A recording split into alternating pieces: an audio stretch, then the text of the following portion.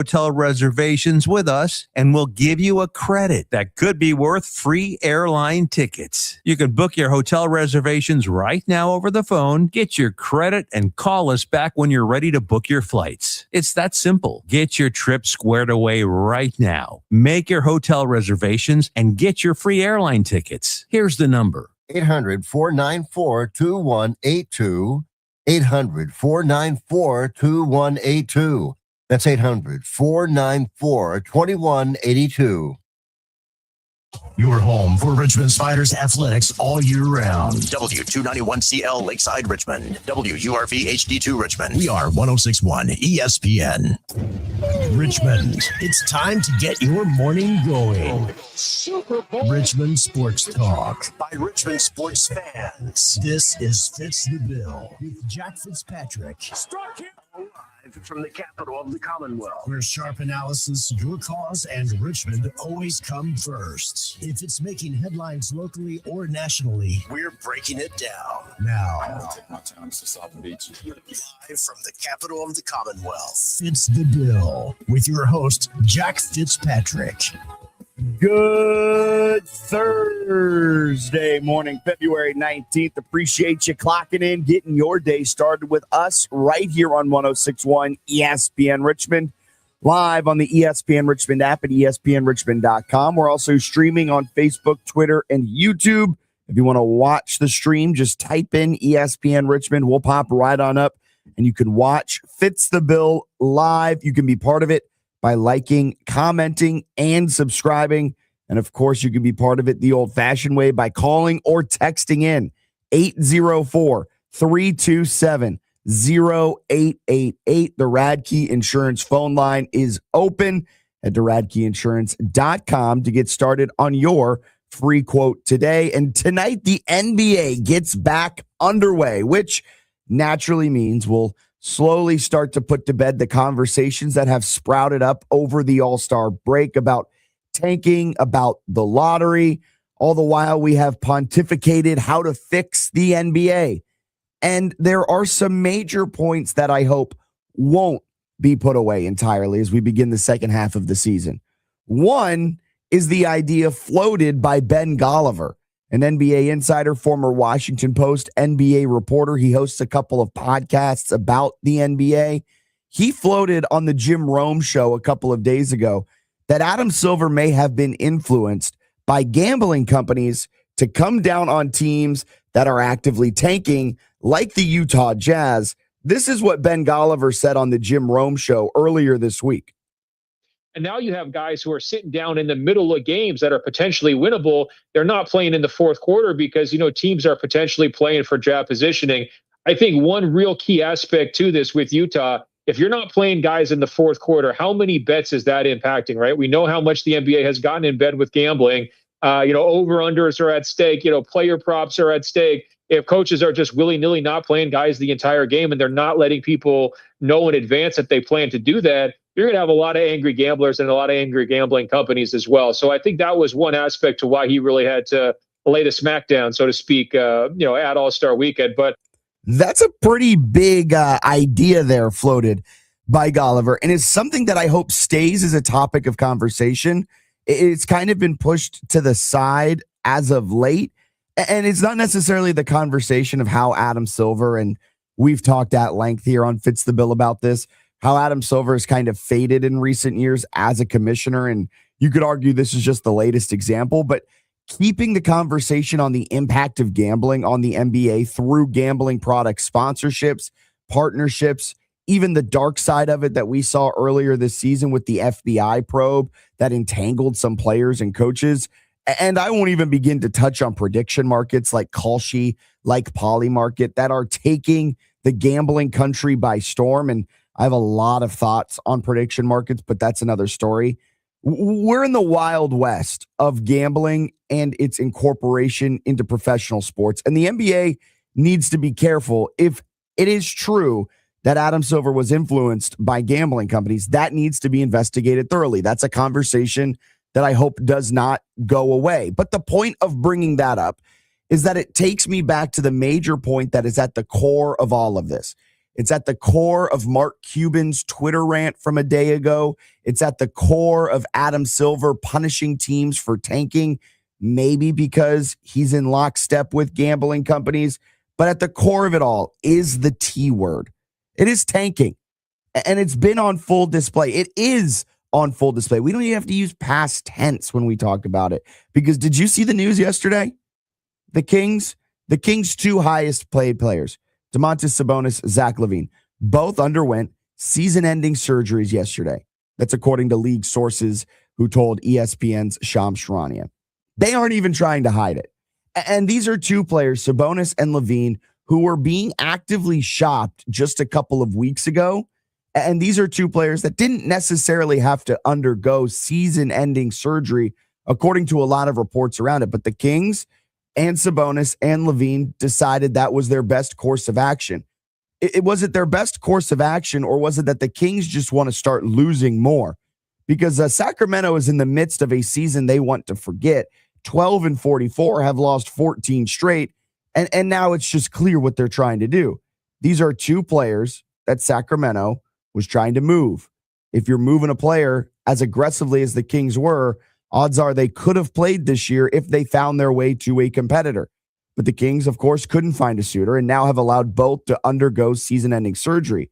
Now you tell me, Mark Cuban, how in the freaking world are Kings fans supposed to have any interest in going to games or watching the Kings every night on TV when the front office isn't even interested in giving them a product worth a darn?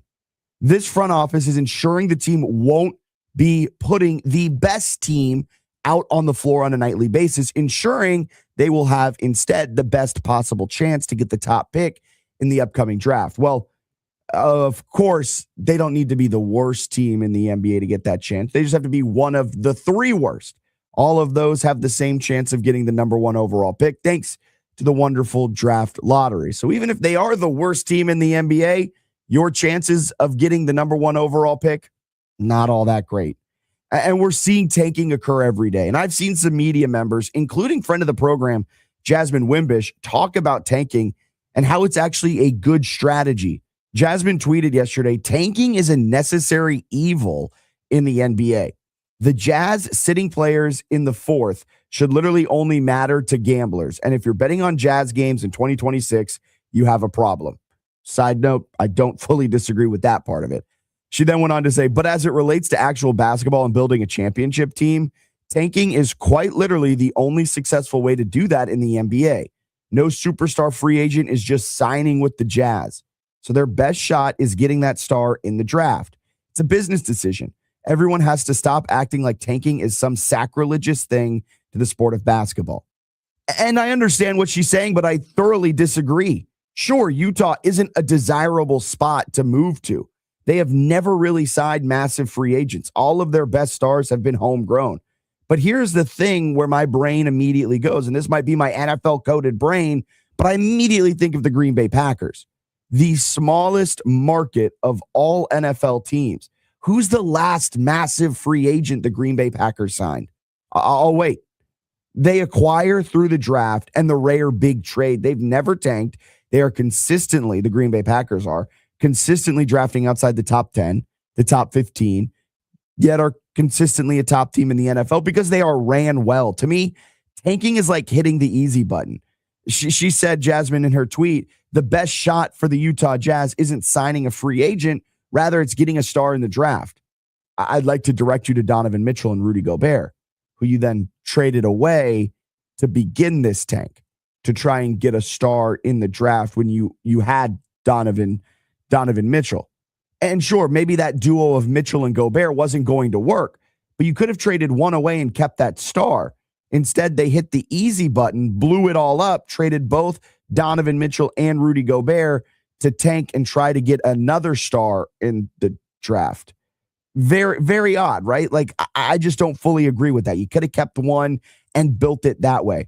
It just seems like the ultimate cop-out. And I hope this conversation continues on because I do believe tanking is an issue that's impacting game enjoyment, the fan experience. Despite what former Mavericks owner Mark Cuban believes, there is a direct correlation to team success and fan interest. And you can see that in tanking teams versus competing teams. All right, coming up on today's show, we've got Lake Lewis Jr. joining us in studio in hour number 2.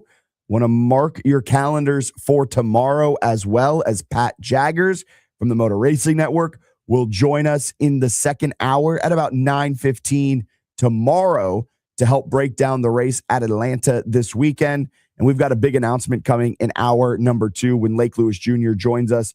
If you follow the show on Instagram at Fitz the Bill ESPN RVA, you may already know about the big announcement, but we'll officially announce it on air in hour number 2 as well. All right, let's update you with some of the things that have happened around the wide world of sports overnight.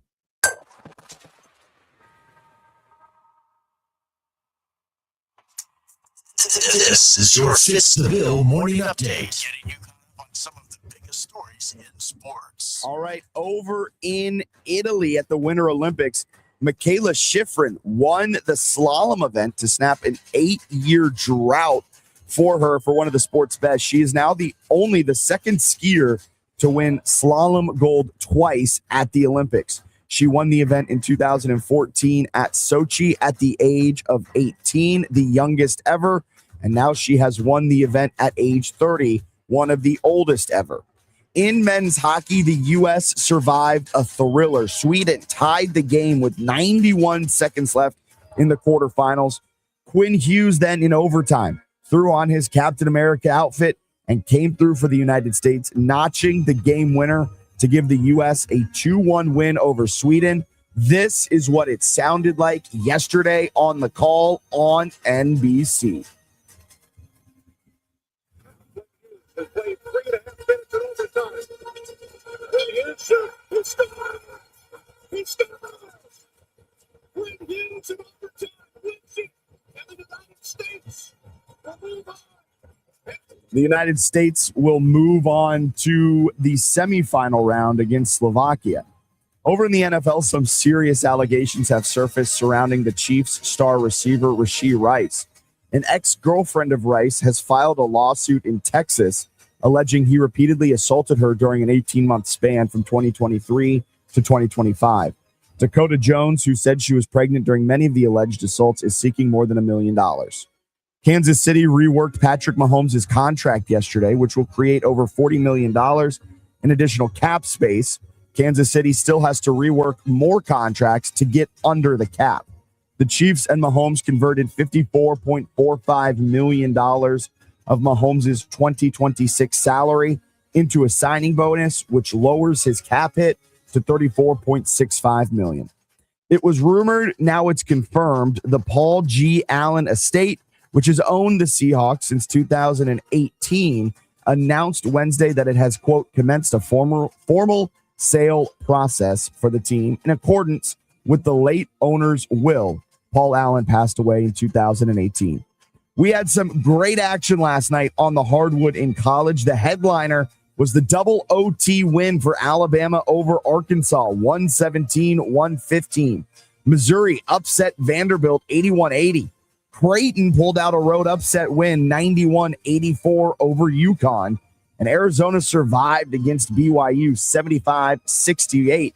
As A.J. Debonsa had 35 points and 7 boards. UVA got the win, 94-68 at Georgia Tech. DeRitter had 22 points for the Cavaliers. The Cavaliers have now rattled off 7 wins in a row. They've got Miami at home next on Saturday. In local college basketball news, Virginia Union downed Bluefield State in a defensive showdown, 57-50 last night. It sets it up where if Union wins on Saturday at State, the Panthers will be the 1 seed coming out of the CIAA North. And in the Atlantic 10, St. Joe's downed the Bonnies 71-61. Fordham got a narrow win over Loyola Chicago 62-59. Duquesne won a thriller against LaSalle 62-61. Dayton beat Mason 82-67. And Davidson pulled out the win over the Spiders 65-63. The Spiders have multiple looks to win it at the end, but came up short. We'll break the game down more on the other side of this break. Weather reports on 106.1 ESPN Richmond, brought to you by Herman Allen Plumbing, Heating, and Cooling, a premier Lennox dealer. Online at hermanallenplumbing.com. The Atlantic 10 Women's Basketball Championship returns to the Henrico Sports and Event Center March 4th through the 8th. Get your tickets at Atlantic10.com/tickets to be part of the action. That's Atlantic10.com/tickets, and we'll see you on the court. This is advertising material. Our highways have become hunting grounds. The predators, 18-wheelers, 80,000-pound killing machines sharing the road with your family.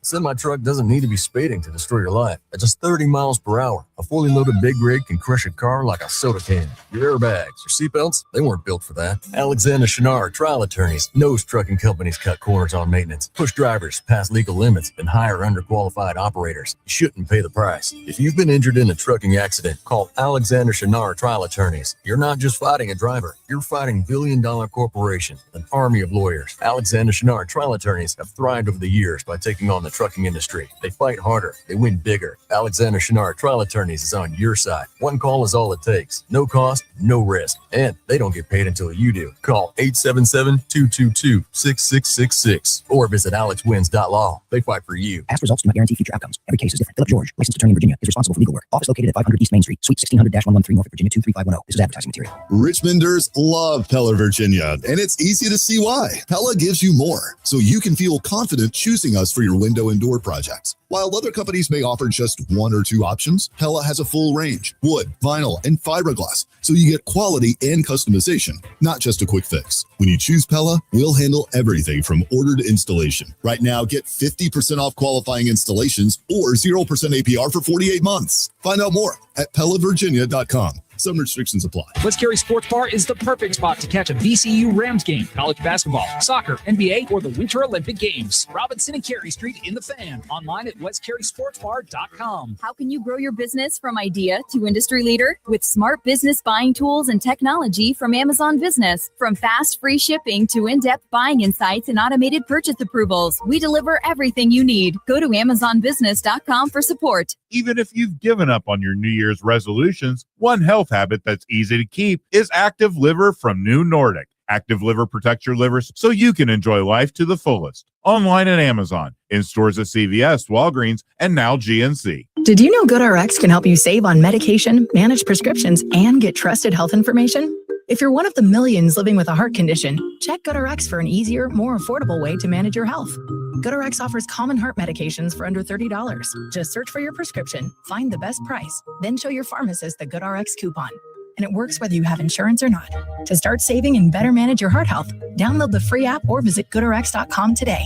GoodRx is not insurance but can be used instead of insurance, including Medicare and other federal and state-funded programs. Are you suffering from a sports injury, chronic pain, or something that just plain hurts? Ortho Virginia can help get you on the road to recovery. As the state's largest provider of orthopedic care, Ortho Virginia's team of specialists offers surgical and non-surgical treatment options. With 12 offices conveniently located in the Richmond area, visit orthovirginia.com or call 804-915-1910 to discover why at Ortho Virginia, stronger starts here. 1061 ESPN Traffic.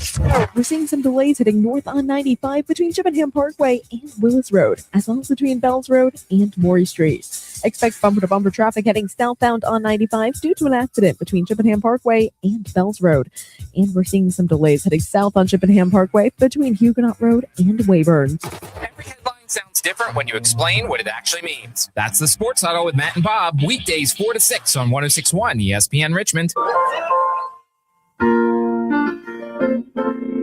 Making your way in the world today takes everything you got. Hey, pour up a stiff drink for Taking me. a break from I'm all gonna need a your stiff worries. drink after this. Spiders falling a heartbreaker. Stop me if you've heard this before. They found themselves in a deep hole. They worked their way back, Alan. And we're all going where we all know our names after that game. It's just what we said yesterday. They just fall short in these moments. I don't get it, man. I was so into it on the comeback. I was too. I was at the Union game and I was following along with the scores and I was like, oh man, this game's over. Then I turned my phone, checked again. I was like, oh, not over. Look, not over. They had a lead with 14-13 remaining. In fact, because I was doing some Cub Scout stuff with my son, I missed the first half. Oh, so you missed the bad part of the game. And so when I tuned in, it was 35-24. They were just coming out of halftime. And I looked at my friend and I said, "Oh yeah, now we're just getting started." And he laughed. He laughed at me, thought I was joking, but here we are. So it ultimately was a 65-63 loss for Richmond last night at Davidson. Richmond trailed by as many as 16. They erased that deficit, but ultimately fell just a little short. They got a 43-41 lead with 14-13 remaining. But then from there, Davidson was able to just kind of pull away. Richmond had 2 looks at it late to tie it and force OT. Missed both of them. AJ Lopez finished with 15 points, but the team was paced by Aiden Argabright, the freshman from John Marshall, had 16 points. He has really been shining these last couple of games. He's the lone bright spot on this Spiders team right now as they fall to 14-13, 4-10 in Atlantic 10 play. For Davidson, they were paced by Roberts Blums. He had 18 points, 4 of 5 from inside the arc, just 2 of 9 from long range, but didn't matter much, did enough to help push Davidson to the win. And Richmond, they were without Jonathan Beagle. He broke his finger in the VCU game. He's likely done for the season. That is a huge loss for the Spiders. He has been pivotal to them this season. They play a different style of basketball when he's out there on the court, but he won't be out there on the court for the remainder of the season. And it was a tough game for Richmond. Really tough. All right, let's go out to the phone lines. We've got Chris on line 1. Chris, good win for the Cavs last night against Georgia Tech. Good morning, Alan. Good morning, Jack. I don't know about you guys, but I slept like a baby last night. and I'm not going to sit here and I'm gonna be humble. I'm not going to brag because it's Georgia Tech. So, you got to take that with what it is. But it was like a flashback to the Tony Bennett days. I mean, the defense turned it into offense. I mean, at one point it was 42-7, Jack. 42-7 or 9. It was somewhere in that range. And I couldn't believe my eyes because that was suffocating defense, a.k.a. Bennett-style defense. And the offense was just flowing off of it. Fast break points, name it. But, look, I'm impressed with what I saw last night. So, it's a good win to take us into Saturday. We just got to keep the momentum going. But it was a flashback last night. Chris, I mean, that's a really solid. I mean, it was a dominant win. That's what you've been asking for. You've got to beat up on the bad teams, and they took it to the Yellow Jackets. Hey, Chris, I actually set my alarm to tune into this game because I was like, I need to see what's going on because Chris is always unhappy with UVA, and I haven't seen it. And it was like 34-7 or something crazy like that in the first half. I was like, I'm turning this off. Yeah, I'm not, and I know the ACC games can be up and down. I get it, but some of these games, aka Boston College, that's how it should be. I mean, that's how we should have been rolling.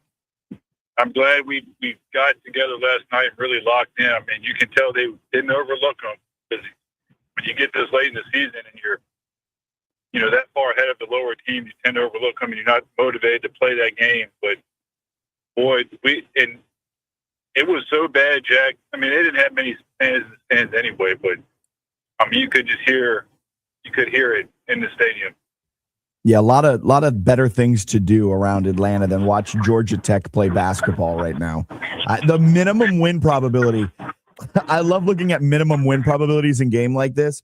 The lowest it ever got was a Virginia 92% chance to win. That was just a dominant performance from opening tip to the finish of the game. Just look, I feel like I've been vindicated. I know there was a couple of close wins. I'm emphasizing wins here, Chris.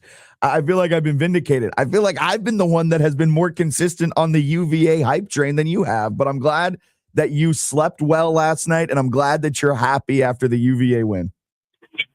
One last thing. I know what you want me to say. I'm not quite there yet. We'll see how the 28th goes. All right, we'll check in after the 28th. Although I feel like it's not as much of a hot take if your hot take is they're a Final Four team after they beat arguably the second best team in the country. But that's besides the point. I'll be eagerly awaiting on the Monday after that Duke game. Chris, have a great rest of your day. Appreciate you calling in.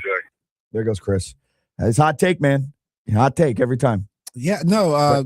Look again. UVA weathering the February storm is something that should be commended. Honestly, any team that comes out of February with just barely any losses or a couple close losses has done a good job. That Creighton UConn game, I would have never expected Creighton to beat UConn the way they beat them at home. Right? They looked like the better team. That's the point. Like, you can have upsets, you can drop games, but Creighton beat UConn. Like, they took it to them, and it was like, this is what I expect from Creighton when Creighton's at home. We don't usually get this when Creighton Creighton's on the away. road. Yeah. I mean, as someone who has bet on Creighton quite often in March Madness, I know they're a different team away from home. Oh yeah, they are a. I fall into the trap every year, but no, Creighton 91 points. They outscored UConn 46-39 in the second half to win 91-84. When it mattered most, Creighton took it to UConn at UConn. That is what, and that could have been Georgia Tech last night against UVA. Instead, you know what UVA did? Just a massive right hook to the jaw of Georgia Tech, putting them on the canvas. Yeah, and I was going to say the UConn game. They were highly contested shots down the stretch too, and they were still hitting them. I think Georgia Tech just got overwhelmed. But again, sticking to the ACC and how anything can happen, Wake Forest beat Clemson last night, and again beat them convincingly in the sense that they outplayed them. And in the SEC, Missouri beat Vandy. Yeah, like crazy stuff is happening every single night in February. All you want to do is escape the month with a winning record, with a good record. Alabama, Arkansas still playing out there. Yeah, I just heard they just got the 50th point. He had 49. He finished with 49. Man, that's something I'll never understand. I know they play a pace up, but there's it just blows my mind how Alabama can make anybody into an offensive juggernaut when they play. Well, because when defense is optional and you have 100 possessions a game, I feel like I don't know when that changed. I know Oates is a go-getter on the offensive side, but I just it looks like Citadel sometimes. Well, it's funny because Alabama ranks first in the nation in adjusted tempo. They are running up. Third in the nation in offensive efficiency. They're actually not terrible defensively. 64th in the nation in defensive efficiency.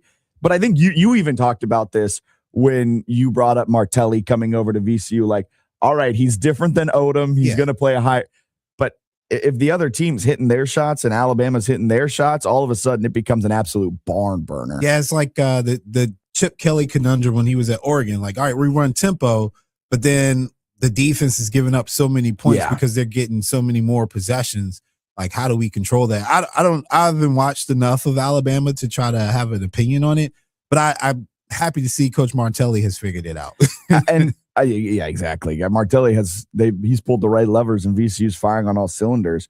I do want to go back to Chris's call though, real quick. I have one small issue, Chris, and I'm not picking on you, but he said it reminded him of the Tony Bennett days. No, it is the Ryan Odom era. Like, I understand Tony Bennett is an all-time great. He is UVA. I understand all of that. But that was a Ryan Odom type of game. And for UVA to have success moving forward, and I think it is a huge, huge step. It is very hard to do, but you've got to let Odom come out of the Tony Bennett shadow. When he has success, it isn't Tony Bennett basketball. When he has success, it's Ryan Odom basketball. And I understand defense turned into offense. That's similar to how Tony Bennett played. But this was a game where UVA is not scoring 94 when Tony Bennett was the coach. They couldn't do that in 3 games. Rumors are that national championship year, combined points was 93 points. They were just going to grind you to a pulp, and Ryan Odom will grind you to a pulp. They're 16th in the nation in defensive efficiency. And, oh, by the way, they're going to have a very efficient offense, and they are going to crash the offensive boards, get second looks, and that's how they're going to beat you up. It's a slightly different style from Tony Bennett, and I have an issue because I'm a big Ryan Odom guy. I think he's a fantastic coach. He's a very nice guy. I also think that was the best hire of the coaching cycle last year, UVA going out.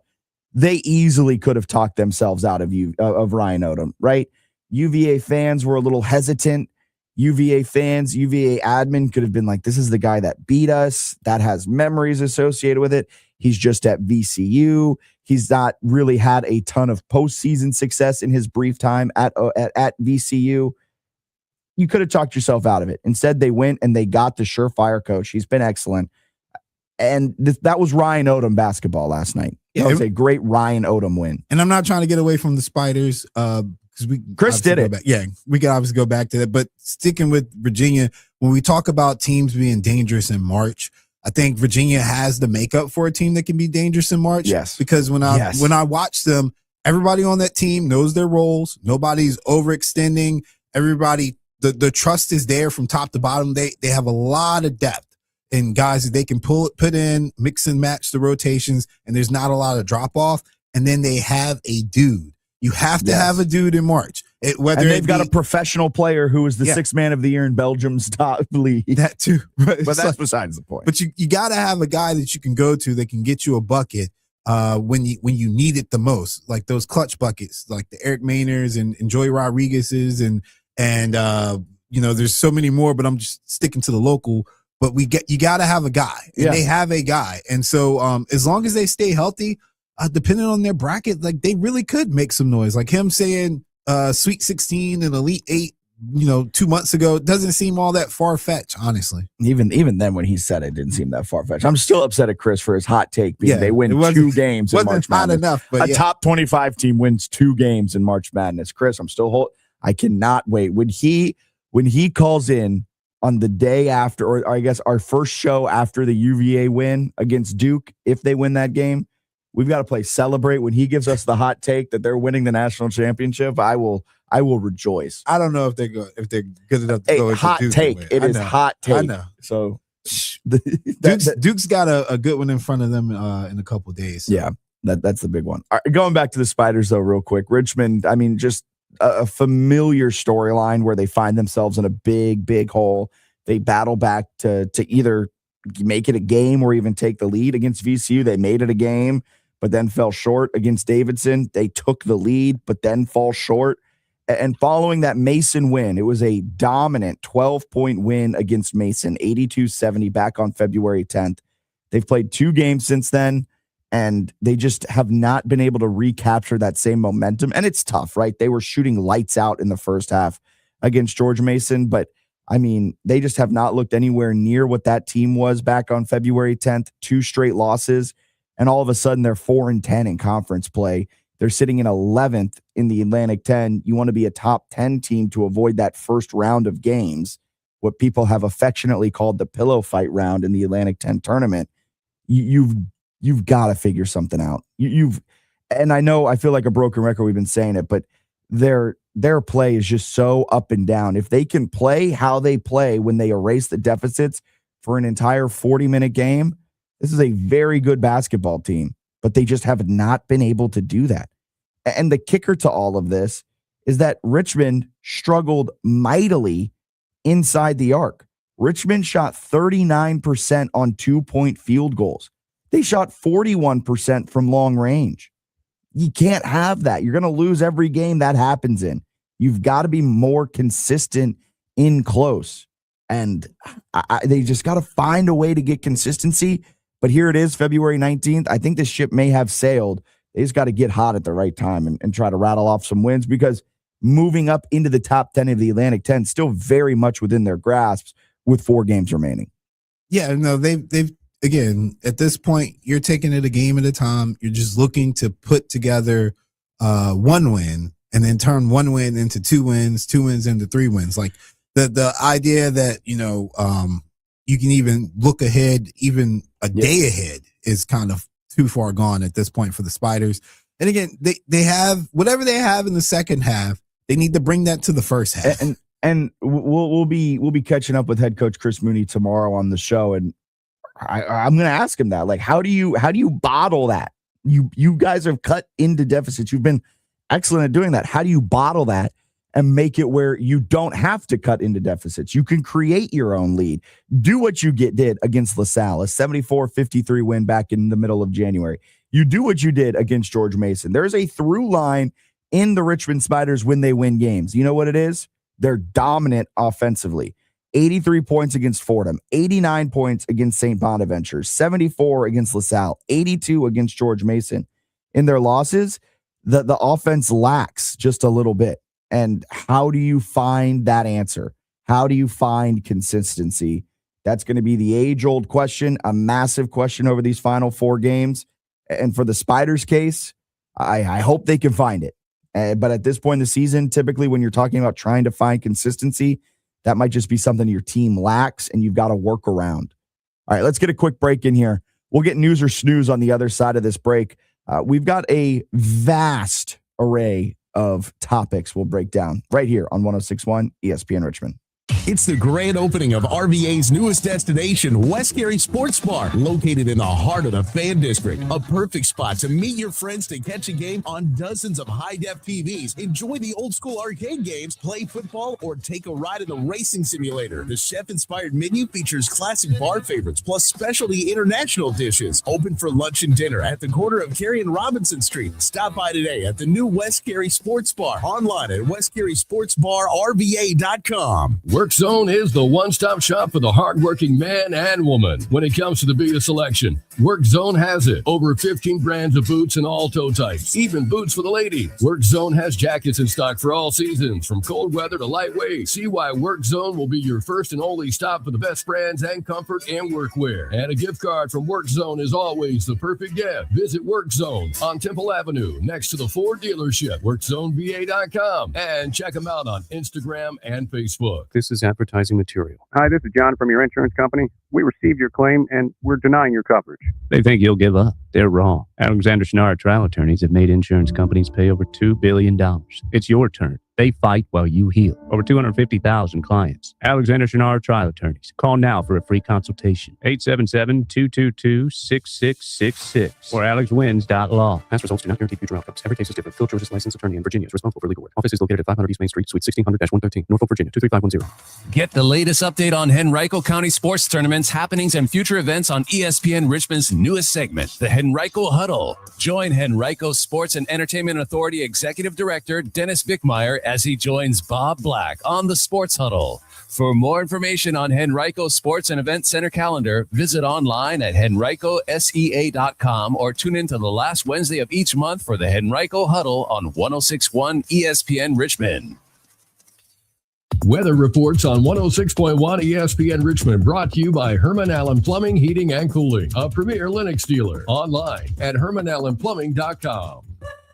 I love a day on the water with friends, but my moderate to severe plaque psoriasis sometimes holds me back. Now I'm all in with clearer skin thanks to Skyrizi. Risankizumab Riza, a prescription-only 150 milligram injection for adults who are candidates for systemic or phototherapy. Teaching music is my passion, but my active psoriatic arthritis can limit me at times. Now I'm treating my joint symptoms with Skyrizi. With Skyrizi, most people with plaque psoriasis saw 90% clearer skin at 4 months. Or if you are an adult with active psoriatic arthritis, Skyrizi helps you move with less joint pain, stiffness, swelling, and fatigue. Don't use if allergic to Skyrizi. Serious allergic reactions, increased infections, or lower ability to fight them may occur. Before treatment, get checked for infections and tuberculosis. Tell your doctor about any flu-like symptoms or vaccines. There's nothing like clearer skin. There's nothing like better movement, and that means everything. Ask your doctor about Skyrizi. Visit Skyrizi.com or call 1-866-SKY-RIZI to learn more.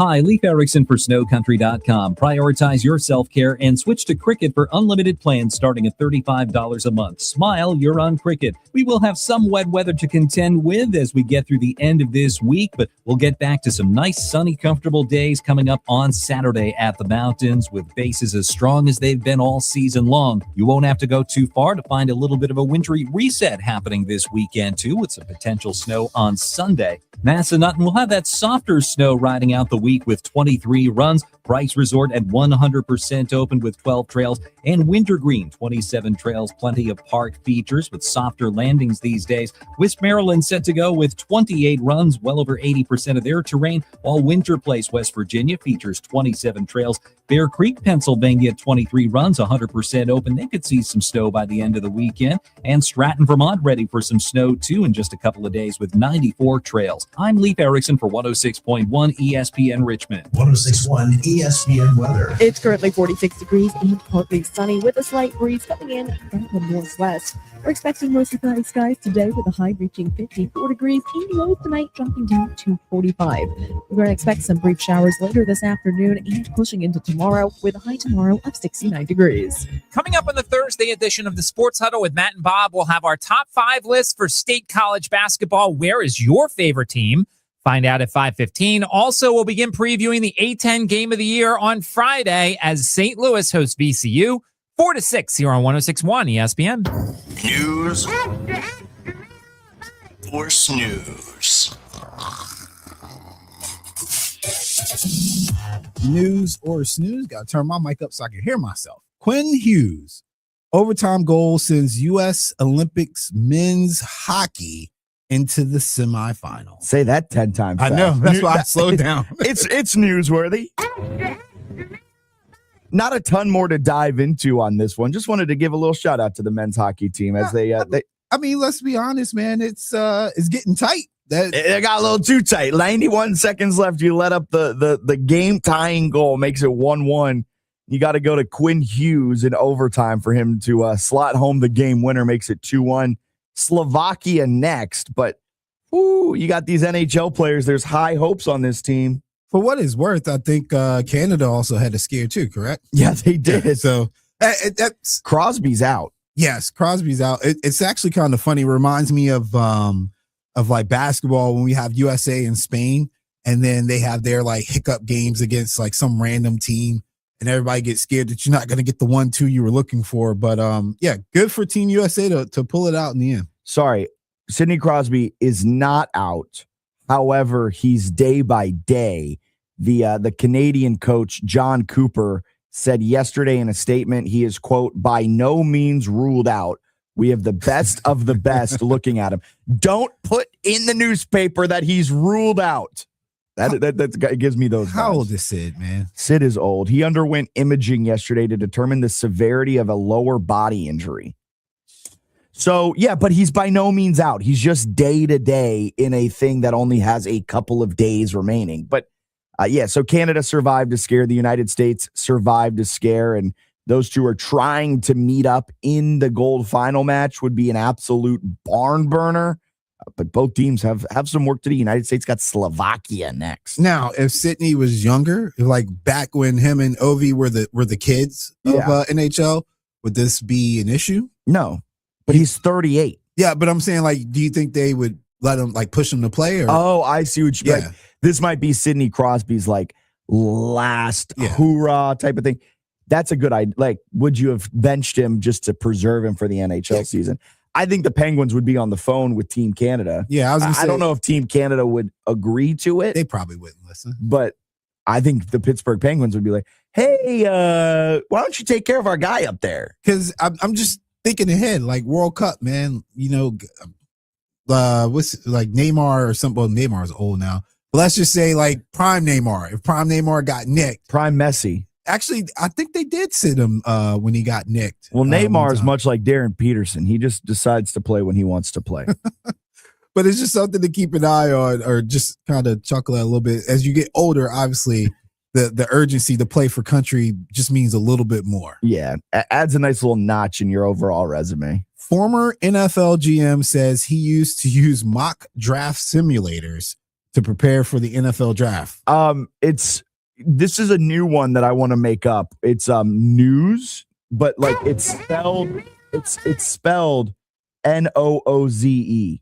So like news and snooze together, news, you know what I mean? Yeah. Yeah, it's both. Because Tom Telesco went on the Peter Schrager podcast, the Schrager Hour, earlier this week. I'm not sure exactly when they recorded it, but it was posted yesterday.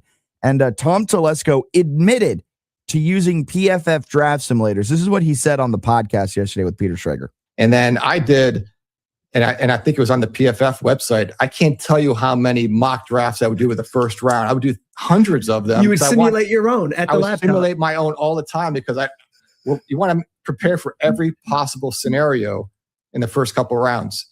And it was just a really quick, efficient way to do it. I would actually write down some scenarios. I'd go back in with the head coach, the player personnel director, the college director, and say, hey, look, all right, this is the situation. How would we handle this? I feel like you're in an F1 and you're like in the simulator, like in Top Gun or something. All right, how are you going to handle this situation? Absolutely helpful. I just think the more prepared you are for that day, the better. I mean, you're making choices with the clock ticking over your head. So you got to be able to move. You got to be able to move quick. So the last couple of years, I used to use those mock simulators a ton.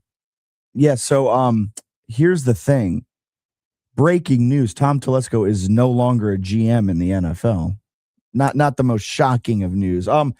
What he could have been doing instead of doing PFF draft simulators was working the phones, trying to figure it out. Because early on in that interview, it was funny enough because Peter Schrager was like, yeah, we're putting together our mock drafts. Peter Schrager is known to have a very good mock draft because he's very well sourced. He's calling around and he actually puts out the information that he has gathered. So his mock draft is based off of what he's hearing from around the league.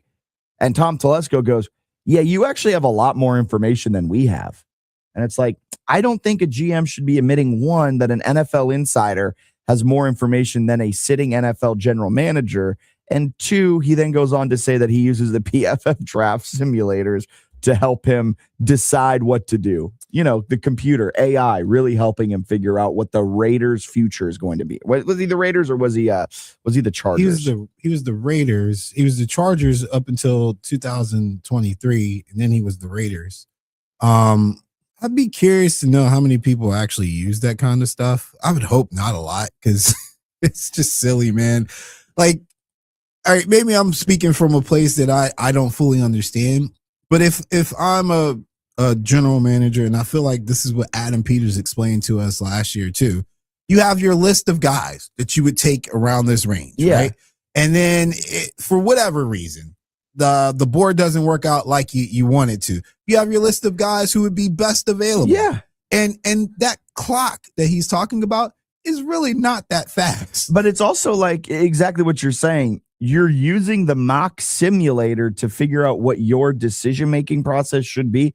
Like Adam Peters said last year to you guys at training camp and around this time of year, like, no, you should have your list of guys. Yeah. Who fits what you want to do. Who's the best available according to your draft? Are you going in? Are you drafting by positional need? Are you drafting by best available? That makes a huge difference. And then from there, you're able to kind of build out your draft plan. You don't need the mock draft simulator. You know who the mock draft simulator's for? Me and you. Yeah, the people like to create segments. And I hate doing like, those things. When I heard that, I was like, I don't think. He also admitted earlier in the interview, it was a funny interview, that he has everyone submit all of the necessary information ahead of the NFL draft on April 1st, 25 days before the draft. He wants everything finalized. That seems like a why, like 3 weeks before the draft, a lot of things can change. And he wants all scouting reports done, all medicals done, all interviews done. He wants it all done so that they can start addressing it and kind of putting together what their approach is, while he's also apparently doing mock sims. That seems a little interesting and not shocking. He has not been a general manager in the NFL for the last 2 seasons. Wow, man. Yeah, sometimes we give these guys too much credit. They're just like us. They're just like us. Actually. Yeah. JT Toppin has torn ACL, is out for remainder of season of Texas Tech's season. That is newsworthy. That is absolutely newsworthy.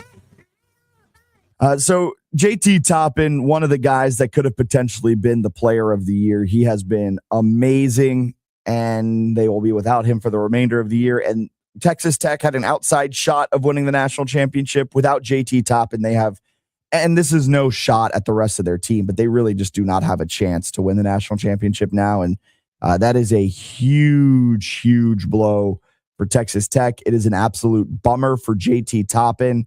As he's going through his junior year, he'll have one more year of eligibility next year. He was looking to build upon that Elite Eight run he helped orchestrate with Texas Tech a year ago. He's going to have to wait another year. Yeah, that is unfortunate for Texas Tech and unfortunate for him because I don't know if he can make the league with the injury. As we all know, Texas Tech's got some good NIL funds, so maybe they're able to offer him a little bit, help him come back, rehab that back, and he's ready to go by the start of next year. He's got plenty of time. Not plenty of time. He's got about 8 months until the start of next season. It's normally a 9 to 12 month rehab timeline. So he may be coming back around conference play next year if he decides to come back. All right, I got a special edition one for you here. Darren Peterson of Kansas, arguably the top pick in the nation for this next class going into the NBA, subbed himself out with about 17 minutes and 22 seconds in the second half of the game yesterday. Newsworthy. Yeah, very newsworthy. There we go. This guy played just 18 minutes yesterday. He had 23 points in 18 minutes. I mean, the dude is an absolute stud. 7 of 12 from the floor. He's a pure scorer. He went 6 of 10 from long range, but then subbed himself out. And that is crazy because Bill Self and the Jayhawks don't have a ton of depth, or at least they don't like to use it. Just 3 guys came off the bench yesterday. Cole Rosario played in 6 minutes. Jamari McDowell had 14 minutes. And Marco Jackson played in 28 minutes. So not only is Peterson pulling himself out of games, he's not playing in games, but he's also putting a huge strain on this team that is relatively shallow. Yeah, and Bruce Pearl had an interesting take on it yesterday, basically suggesting that it's out of Kansas's hands. That, him subbing himself out and basically doing what he wants with his minutes is a decision that him and his team makes. But I thought it was crazy because the quote from Coach Self, and I've been looking for it, but I can't find the exact quote again. But in the press conference, when he was asked about it, he said he thought he would play more than 18 minutes. They were a little disappointed. But then he said that at this point, the team is so used to it that guys are prepared, basically. I think this is going to impact his draft stock. Remember all of the talk around Dylan Harper going into the NBA draft? Yeah. We're going to hear similar things about Darren Peterson. Is he a team player? Does he love the game? All of those things. And it is a rare time I actually agree with that type of stuff. Like, these are valid questions that you have to bring up when you talk about Darren Peterson. He's played in only 15 games this season. He has started all of the games he has played in. But if it is true that it's his team making these decisions, I think that reflects poorly on him. I think that shows poor team build. I think that shows poor leadership, poor teamwork, poor everything. And in addition to all of that, if I'm Bill Self, I'm not letting him play. If I'm the Kansas Jayhawks, I'm not even recruiting him. I know he's amazing, but does that really outweigh team chemistry? Yeah, well, for what you're looking to accomplish at a university like Kansas, your best available have to play because you're getting everybody else best available. And I actually think he's a net negative to the team, which strikes out. What? He's a net negative? This dude's awesome. Your goal at Kansas is what? Win basketball games and championships. Yeah. You're not doing that with a freshman who decides when to play and when not to play. You know what I mean? Like, what's the common thread in all of our recent national champions? They're cohesive. They've got chemistry. They tend to be actually a little older than what we had in the early 2010s. I mean, those are the things that you see that is the through line with it all. And with Kansas and Darren Peterson, it goes against all of that. He's a freshman. He decides when he wants to play. He impacts team chemistry. I feel like he's a net negative to the team as a whole. Great player, but just does not help them get to their end goal. It's really alarming because, again, we just talked about JT Toppin. Texas Tech can't win it all without JT Toppin. No. Kansas absolutely cannot win it all without Peterson. They can be good, they can look good, but they can't beat these top 5-6 teams. They can't beat Houston and Arizona. Yeah. Houston and Arizona are Houston two of might their beat themselves though. That's true. But what I'm trying to get at is Darren Peterson, the fact that he's not playing these basketball games, he's deciding when to pull himself out, all of that. He's a great player to have, but he's not helping you reach your ultimate goal. He might actually be hurting you reaching your ultimate goal. And because of that, he's a net negative to this team.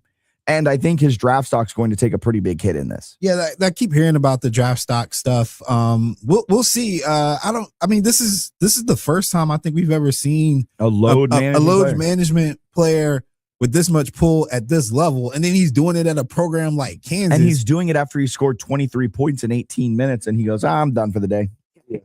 He like Coach Self said, man, and I'm not a Bill Self person, as far as the sense of me supporting Kansas and Coach Self, But I gotta sympathize with them, man, because you're trying to compete, and that's always been my biggest issue with the current landscape. It's not NIL, is that people are fostering this non-competitive atmosphere, and people are why did Self recruit him?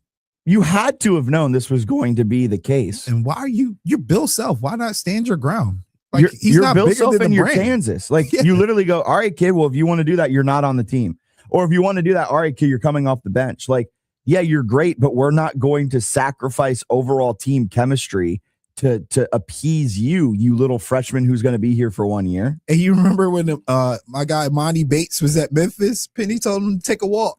Yeah, Monty Bates was at Memphis and he was at Eastern Michigan. And yeah, I mean, again, he's not as established as a Bill Self. I just can't imagine this going down at any other program. And I'm absolutely shocked that Self, who I would have thought would have held the line, considering would have done something about it. Like Izzo and Self and a couple of the other coaches still represent the old guard.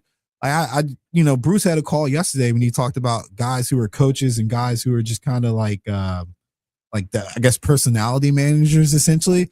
Would have never put Bill Self into the personality manager. You've coached Paul. You've been around like Paul Pierce and all these other greats. It's crazy. I'm like, I don't know what's crazier, that a freshman decides when he wants to play or Bill Self allowing a freshman to decide when he wants to play. It is hurting Kansas, and they are a very, very good basketball team. They're 14th right now in KenPom. They play good defense. They're good offensively, and Darren Peterson's one of the best players in the country when he decides he wants to play. But they are no real threat to winning the national championship. Heck, they're not even a real threat to win the Big 12. Like, they've got so much other competition in Arizona, in Houston, in Iowa State. Not so much Texas Tech anymore after Texas Tech just lost JT Toppin. BYU with their star player as well. You've got so much competition in that conference that come conference tournament time, you're going to need your all from all players. And that includes Darren Peterson. Can you trust him to give him your all? I can't. I can't at all. And when we get to the tournament, you don't get as many days to rest. I mean, he hardly played in chemistry is such a huge thing. Yeah. What is the common denominator in so many national championships? An experienced backcourt. How do you get experience? You play basketball. Yeah, I'm looking it up now because there was a crazy stat. He's played in 13 games, but he's missed 11 already. As a freshman in college, and no injuries. He's played the last 2 games after missing the Arizona game in which Kansas won. He played the 3 games prior to that, didn't play in their win against Kansas State, played in the 6 games prior to that after taking 2 games off, had played the 2 games prior to that after taking a large chunk. He must have been vacationing for Thanksgiving, right? Because he was out November 11th to December 2nd. Taking some time off, maybe nursing a couple of injuries that may have happened after playing in the first 2 games of the season. He's on the Joel Embiid plan. And at least Joel Embiid has legit injuries. The dude's just injury prone. Darren Peterson just doesn't want to play. So weird to be that talented and have this mentality. He was born in 2007. You want to feel old? Wow. Thank you. I feel old with that. He was born, I was 10. Man, that makes me feel old. Kids nowadays. I feel like I can say it when it comes to Darren Peterson. Kids nowadays, they don't want to work for $1. That's what's wrong with that generation. All right, coming up, hour number 2, Lake Lewis Jr. will be joining us in studio at about 9:15. Keep it locked. We'll break down everything you need to know around the NFL. You're listening to Fitz the Bill on 106.1 ESPN Richmond.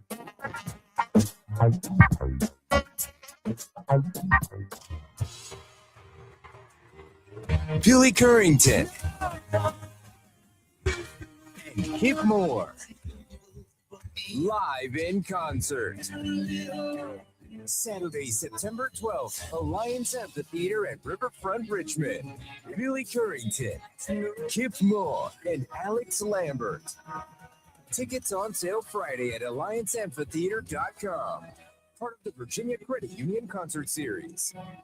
Are you suffering from a sports injury, chronic pain, or something that just plain hurts? Ortho Virginia can help get you on the road to recovery. As the state's largest provider of orthopedic care, Ortho Virginia's team of specialists offers surgical and non-surgical treatment options. With 12 offices conveniently located in the Richmond area, visit orthovirginia.com or call 804-915-1910 to discover why at Ortho Virginia, stronger starts here. Richmonders love Pella Virginia, and it's easy to see why. Pella gives you more, so you can feel confident choosing us for your window and door projects. While other companies may offer just one or two options, Pella has a full range: wood, vinyl, and fiberglass, so you get quality and customization, not just a quick fix. When you choose Pella, we'll handle everything from order to installation. Right now, get 50% off qualifying installations or 0% APR for 48 months. Find out more at PellaVirginia.com. Some restrictions apply.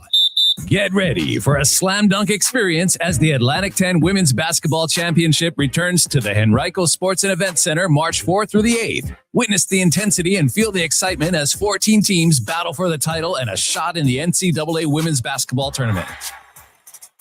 Join us for 5 days of nonstop action and unforgettable moments. Get your tickets now at Atlantic10.com/tickets and be part of the championship experience as March Madness comes to Henrico. We'll see you on the court. Your home for Richmond Spiders athletics all year round. W291CL Lakeside Richmond. WURV HD2 Richmond. We are 1061 ESPN. Amber and Ian. Dan Orlovsky revealed on Unsportsmanlike that he had an offensive coordinator fall asleep during a game. Michael is calling us from South Carolina. Just basically learn how to sleep and drive and think at the same time. You just got to be a light sleeper. Don't sleep hard. That's all. How does one ensure people are driving tanks and they're sleeping? Amber and Ian.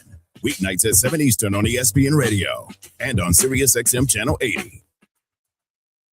Evan, Canty, and Michelle are Unsportsmanlike. We said it all season long. This was perhaps the easiest path, and that Josh Allen and company had no excuses. Here's a team that is in your division that you have reigned.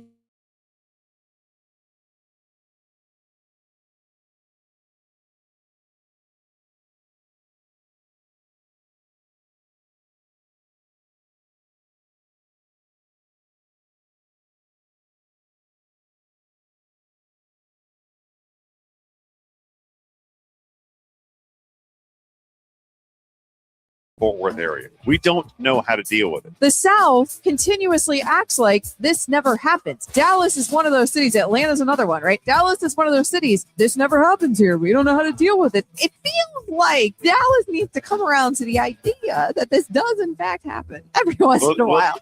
Amber and Ian. Weeknights at 7 Eastern on ESPN Radio. This is Freddie and Harry on ESPN Radio and the ESPN app.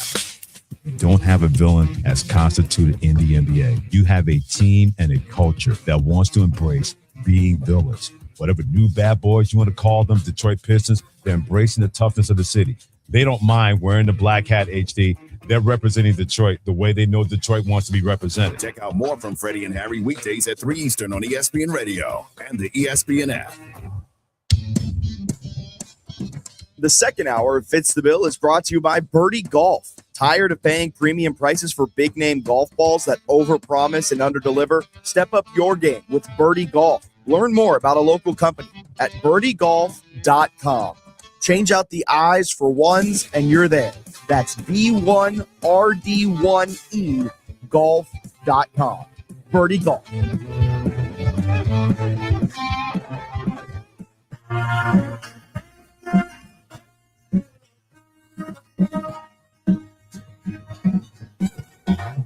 You're listening to the second hour of Fitz the Bill on 1061 ESPN. Welcome in hour number 2 of Fitz the Bill on this Thursday, February 19th morning. I'm Jack Fitzpatrick, Alan alongside, as we are live on the ESPN Richmond app, ESPNRichmond.com, and Facebook, Twitter, and YouTube. If you want to watch the stream live, just head on over to Facebook, Twitter, or YouTube. Type in ESPN Richmond. We'll pop up and you can watch live. And of course, you can be part of it by liking, commenting, and subscribing. And you can be part of the show by calling or texting in 804-327-0888. The Radke Insurance phone line is open here in hour number 2. Head to radkeyinsurance.com to get started on your free quote today. And while you're at it, doing all of that stuff, might as well just add us in as a speed dial. That way you can call up quickly whenever you hear a take that you so thoroughly agree with. You just want to let me know. That is what I appreciate the most. Just a nice call. Jack, you're right, and then we're good to go. Actually, I appreciate the disagreements. The more you write calls you get, the more I'm going to be negative. The more you write calls you get, the less calls we'll actually have come through on the air. So you'll screen them out somehow. That's the actual part of it all. But want to hear from you here in hour number 2. Lake Lewis Jr. will be joining us in just a little bit, about 10 minutes or so.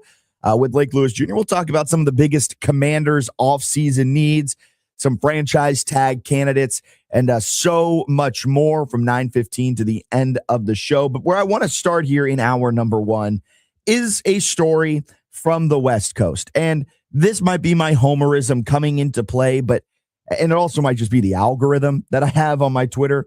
I'm seeing a lot of people talk about the Seahawks going up for sale and about how the Seattle Seahawks are going to get moved from Seattle, how this might be an absolute horrible thing for the city of Seattle, for the Seahawks. And I am so confused. And again, this might just be my algorithm and I'm just seeing it. No one else is seeing it. The beautiful way of living in social media here in 2026. But I do not understand the worry from Seahawks fans in this sale. I don't understand the jokes being made from other NFL fan bases. I don't really understand a lot of the holdup when it comes to the Seahawks going for sale. This was expected since 2018. A big congratulations and a big appreciation to Jody Allen, the sister of Paul Allen, who passed away in 2018. She's been the executor of the trust, the Paul Chi Allen Trust, who's technically been in ownership of the Seattle Seahawks since Paul Allen passed away. And it breaks the rules. The trust owning the team straight up breaks the rules. You can't have more than, I believe it's 15 people as part of an ownership group of an NFL team.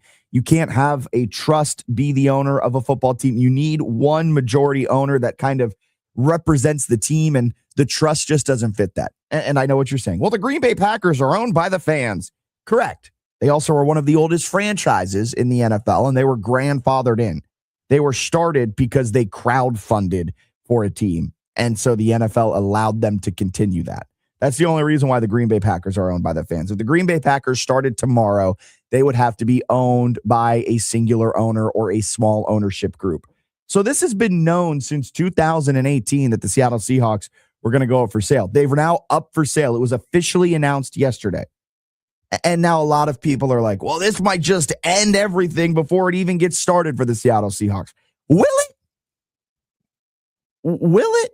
Because last time I checked, the last couple of sales, it's actually benefited the team that was bought. You look at the Denver Broncos. Where were the Denver Broncos this year?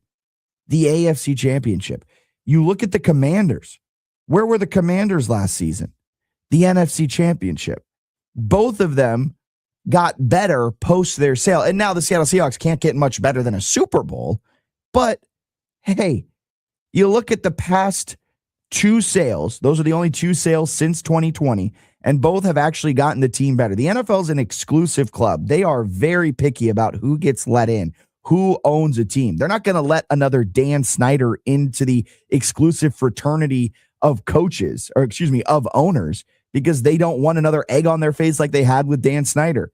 They aren't going to let in just anybody. They want Jeff Bezos. I mean, that makes sense. I wouldn't love that, but there's rumors around Steve Ballmer, who has Microsoft ties and his ties to the Pacific Northwest. He could be a guy to buy the Seattle Seahawks. And honestly, I wouldn't totally hate that, except that he's got an ongoing investigation into maneuvering around the cap with Kawhi Leonard. The NFL might not want to get involved with that. But there's a lot of worry around the Seattle Seahawks going up for sale. A lot of fans from around the NFL are kind of questioning the move. And I just don't see it. I do not. I think it's a whole lot of nothing. Whole lot of nothing.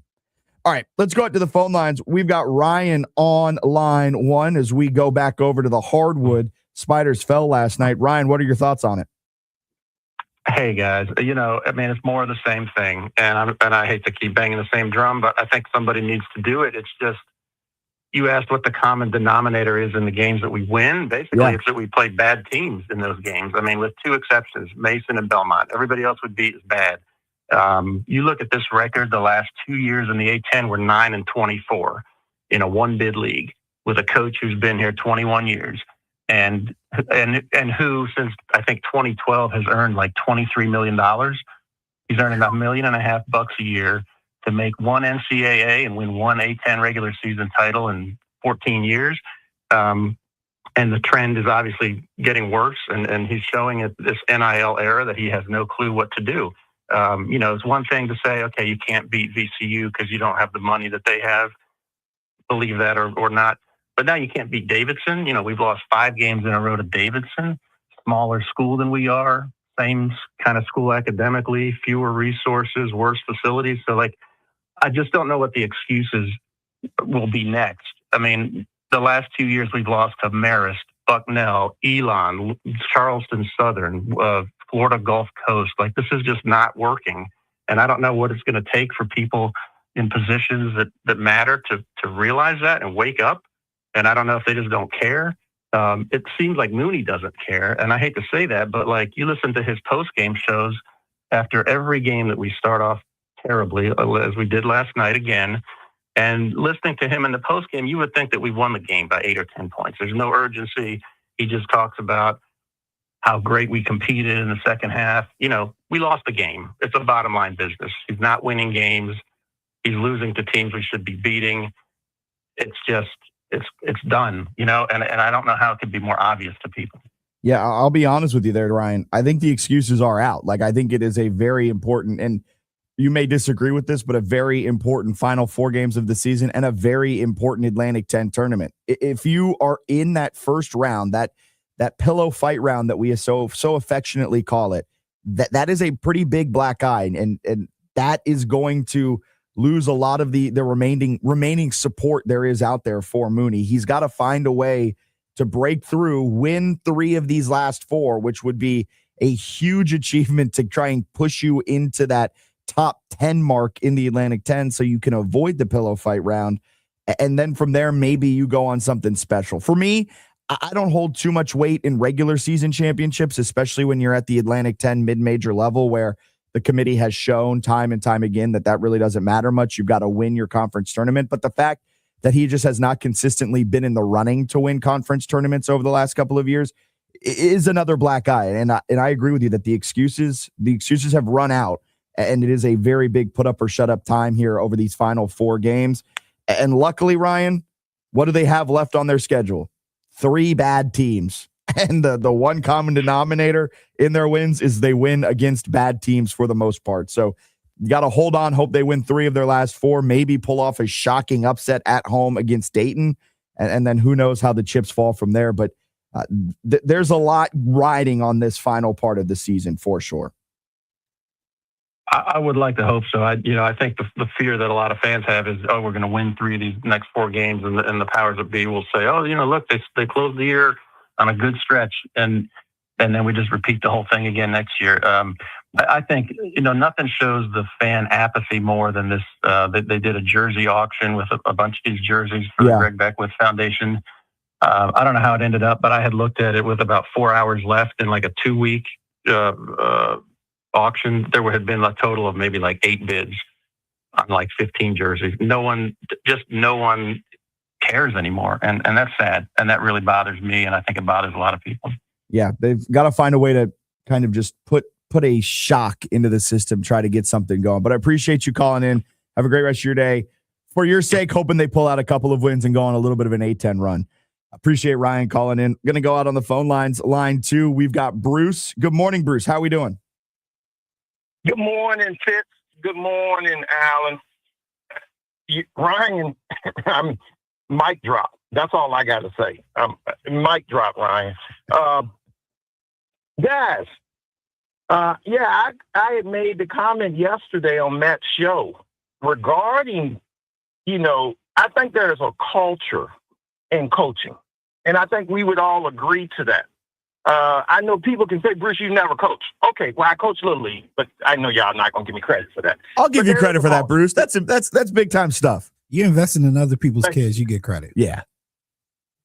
Thank you, guys. And so when there's an old guard, of course, you know, I talk about the Thompson, Coach Thompson. I talk about the Coach John Chaney's. I talk about the coaches. You know, one of the best, George Raveling, you know, out at USC and some of his work. And so I agree with you guys when you talk about South. You know, you would think he's part of the old guard, but it just appears that these coaches aren't coaches. My call was around UCLA's coach. I think culturally, you would have never thought, or you would have never seen Thompson, Chaney, or Raveling eject one of their own players out of a game. Where they doing that at? Come on, man. You also wouldn't see them. You wouldn't see them be disrespectful to the media. Maybe get a little chippy with the media. Maybe be a little standoffish. But I mean, what Mick Cronin said then after the game was utterly disrespectful. And if Jerome Tang's getting fired for what he said, then Mick Cronin should be fired for the way he treated that media member. And I know his success in Cincinnati. I have just not been, you know, it is what it is. I'm not going to get in. I never try to bash any sports guys because I'm a sports fan. But it is what it is. I did want to say this, and I want y'all both to chime in here. I've watched Darius Acuff Jr. play a couple of games this year, maybe 3 games. Of course, I watched him last night. There was a stat last night that he had played 49 minutes, and he had 49 points. So he was averaging 1 point a minute. I don't even know if Chris Jackson did that, so I haven't looked that up. Is there any Allen Iverson in Darius Acuff Jr.'s game? I don't necessarily see it. I think that the AI mentality was different. And I'm actually in real time having an argument with a friend of mine because he just said that he's the best point guard or best guard Cal's ever coached. And I think we're forgetting Cal's legacy there. Yeah. But he's a phenomenal player. I think AI had that football mentality about him even though he was a small body. And we know he was great at football. And I think that carried over into his style in basketball. And I don't necessarily feel like that's his style, if that makes sense. No, it makes sense. I tell you, I watch, and I know 3 games is not a good sample, but just some of the way he gets to the cup and he's able to finish. Oh, in a small guard, guys, the last guard I saw do that before Isaiah was Allen Iverson. So I may be reaching, and I'm easy. I'm going to yield that. I may be reaching. But this guy, man, I get what you got in BYU. I get that. I get that. But this guy, man, somebody gets this guy as a 2 or 3 pick, and he could be that difference maker, i.e. Allen Iverson. Thanks, guys. Appreciate you calling in, Bruce. Have a great rest of your day. I mean, with the way Darren Peterson, everything's going out there, maybe Acuff leapfrogs him as the number 1 guard in this year's draft. Maybe people don't want to deal with Peterson's head caseness over there with what he's shown in Kansas. Acuff he's nice, but no, he's real nice. I still say that the best player in the country is my boy out of BYU. Still. Oh yeah, he's so good. AJ Debonsa. Yeah, Debonsa. He's so good. I'm excited to watch him in March Madness, and I know that might be like the East Coast bias in me, but where I don't have to stay up until 10 p.m. every night to watch him play. I stay up to watch him play for sure. And I know my evals in basketball are not like they are in football, so yeah, I have been wrong. He is a dog. All right, Billy Currington's coming to the Allianz Amphitheater at the Riverfront on September 12th, and we're giving away some free tickets. If you want to win free tickets to see Billy Currington at Allianz later on this fall, September 12th, all you've got to do is head over to the ESPN Richmond app. If you don't have it downloaded, download it. It is totally free. and you can enter in to win tickets. Billy Currington and Kip Moore at the Allianz Amphitheater. Alex Lambert, a special guest on Saturday, September 12th. Head on over to the ESPN Richmond app. You can enter to win some free tickets. We're giving those away later on this month. All right, let's get a quick break in. Lake Lewis Jr. will be joining us on the other side right here on Fitz the Bill, 106.1 ESPN Richmond. Catch up on the latest horse racing news with Off to the Races live broadcast, 10 to 11 every Saturday morning on 106.1 ESPN. Presented by The Racing Biz. A duo that's perfect together. That's Herman Allen Plumbing, Heating and Cooling, and Lennox. Herman Allen is your local Lennox dealer, and they're committed to making your family's home comfort their top priority. With a wide assortment of Lennox products to offer, Herman Allen Plumbing, Heating, and Cooling will ensure your home's air is perfect for your family. Call today at 804-746-5853 or visit online at hermanallenplumbing.com to learn more about how you can experience expert service and care. This is advertising material. Injured in an Uber or Lyft? Here's the problem. Was it the driver's fault? The other car? The app company? Good luck figuring that out while you're trying to heal. Alexander Shinar Trial Attorneys, they've got a guy for rideshare accidents. And here's the best part. They don't get paid unless you do. You heal. They fight. One call, 877-222-6666. Or visit alexwins.law. Alexander Shinar Trial Attorneys. Because rideshare accidents need an experienced team. This is advertising material. Past results do not guarantee future outcomes. Every case is different. Philip George's licensed attorney in Virginia is responsible for legal work. Office located in Norfolk. Get ready for a slam dunk experience as the Atlantic 10 Women's Basketball Championship returns to the Henrico Sports and Events Center March 4th through the 8th. Witness the intensity and feel the excitement as 14 teams battle for the title and a shot in the NCAA Women's Basketball Tournament. Join us for 5 days of nonstop action and unforgettable moments. Get your tickets now at atlantic10.com/tickets and be part of the championship experience as March Madness comes to Henrico. We'll see you on the court. My name is Christina Martini, and I attended the Mark Patrick seminar. And because of the seminar, I lost over 27 pounds in a course of about 4 months. Hypnosis only $59.99. Thursday, February 26th at the Comfort Suites at Virginia Center Commons in Glen Allen. Weight loss hypnosis 5:30 p.m. Stop smoking at 8. Or Saturday, February 28th, Hilton Garden Inn in Colonial Heights. Weight loss hypnosis 11 a.m. Stop smoking hypnosis at 2. Register at markpatrickseminars.com. Snapshot from Progressive wasn't created for just anybody. Oh no, we made it for you. Smooth accelerators. When that light turns green, you're off. Like a warm knife through firm butter. Going from 0 to the speed limit in an appropriate amount of time. Sure, your car has horsepower, but your horses prance around as silky smooth as your right foot. Fancy Prancerton. With Snapshot, safe drivers like you get personalized rates based on your driving habits. Sign up today at Progressive.com. Progressive Casualty Insurance Company and Affiliates. Snapshot not available in California or from all agents. My doctor told me my blood pressure is borderline. I figured I could worry about it or do something about it. So I took control with Garlic Healthy Blood Pressure Formula. It works safely and naturally to help maintain healthy blood pressure with a custom blend of garlic, vitamins, and minerals. And it's odor-free. I'm taking charge with Garlic Healthy Blood Pressure Formula.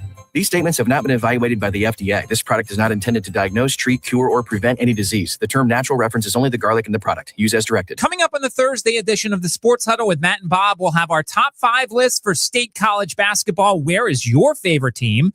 Find out at 5:15. Also, we'll begin previewing the A-10 game of the year on Friday as St. Louis hosts VCU. 4 to 6 here on 106.1 ESPN.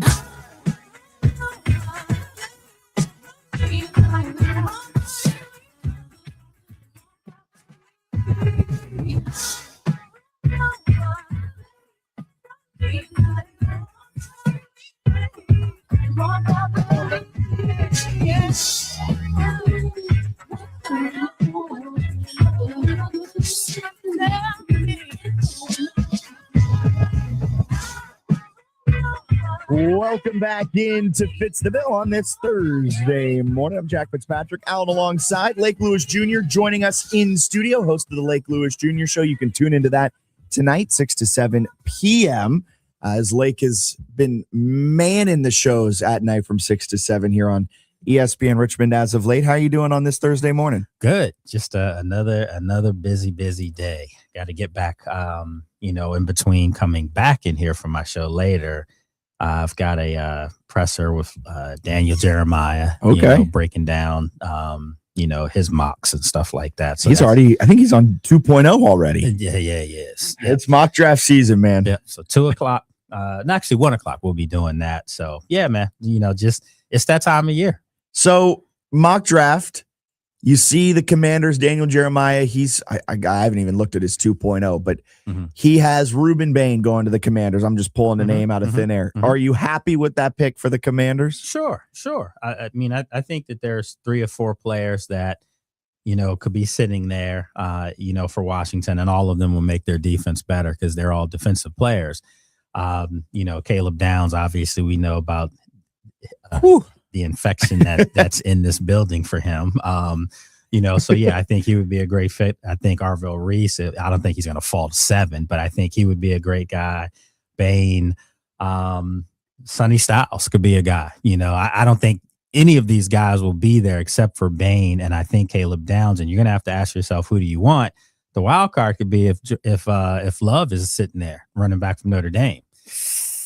Because to me, I think he's the best talent in the draft. I think Caleb Downs is, and this I think is where we differ. I think Caleb Downs is the best guy in the draft, and I'm the guy who, it's funny, I can talk out of both sides of my mouth a little bit because I have different feelings on different positions. Running back positional value is what I scream in my head all the time because that slot price is just so expensive in comparison to what the top running backs are making. Yeah.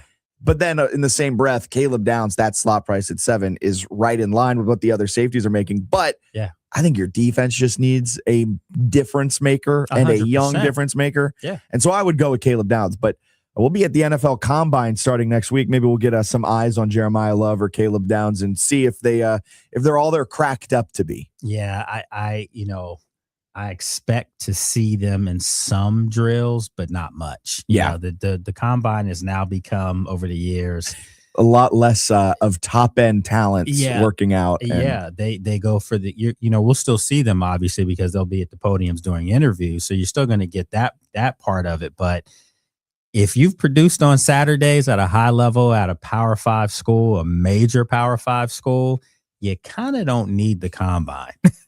You're there for the medicals. You're there for the interviews. You're not really there to work out because the only thing when you've, and this is why quarterbacks, not to go on a whole tangent of like what the combine has become, but it feels fitting. We'll both be up there next week doing our shows and stuff from up there, getting all the sound, podiums, all that fun stuff. Should be an absolute blast.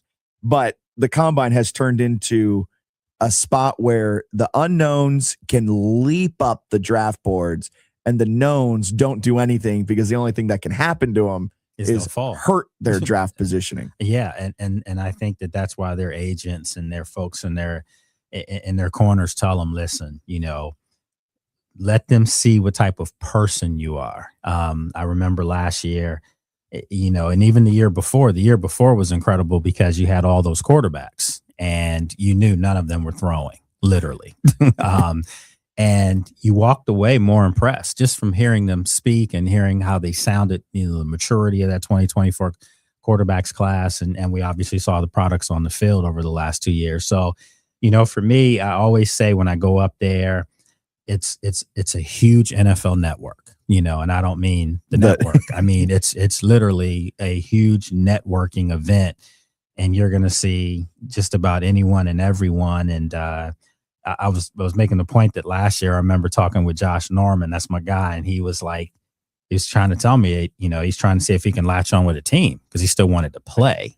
Well, we knew that wasn't pretty much going to happen. So then, next day I'm with Josh and he's got his briefcase and portfolio. Now it's now I'm going media. Yeah, now it's media. It's work mode. It's like let's see what we can do. So.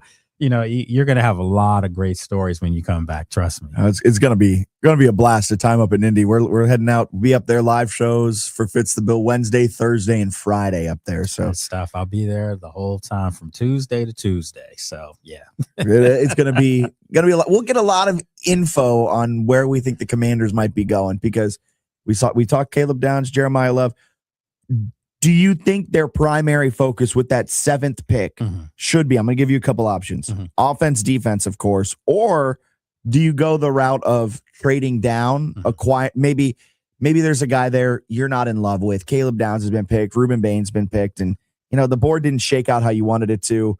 Do you trade back, accumulate some picks, go back maybe 5 spots, and then try to retool through a larger draft class, or do you stay put, go offense or defense? I think they stay put this year. And the reason why I say that is because with Adam Peters, for everything that people say, oh, they're not doing this, they're not doing that. Well, guess what he is doing? He's nailing his first round draft picks. Obviously Jaden at number 2, and then last year with Josh Connerly. You can't go wrong.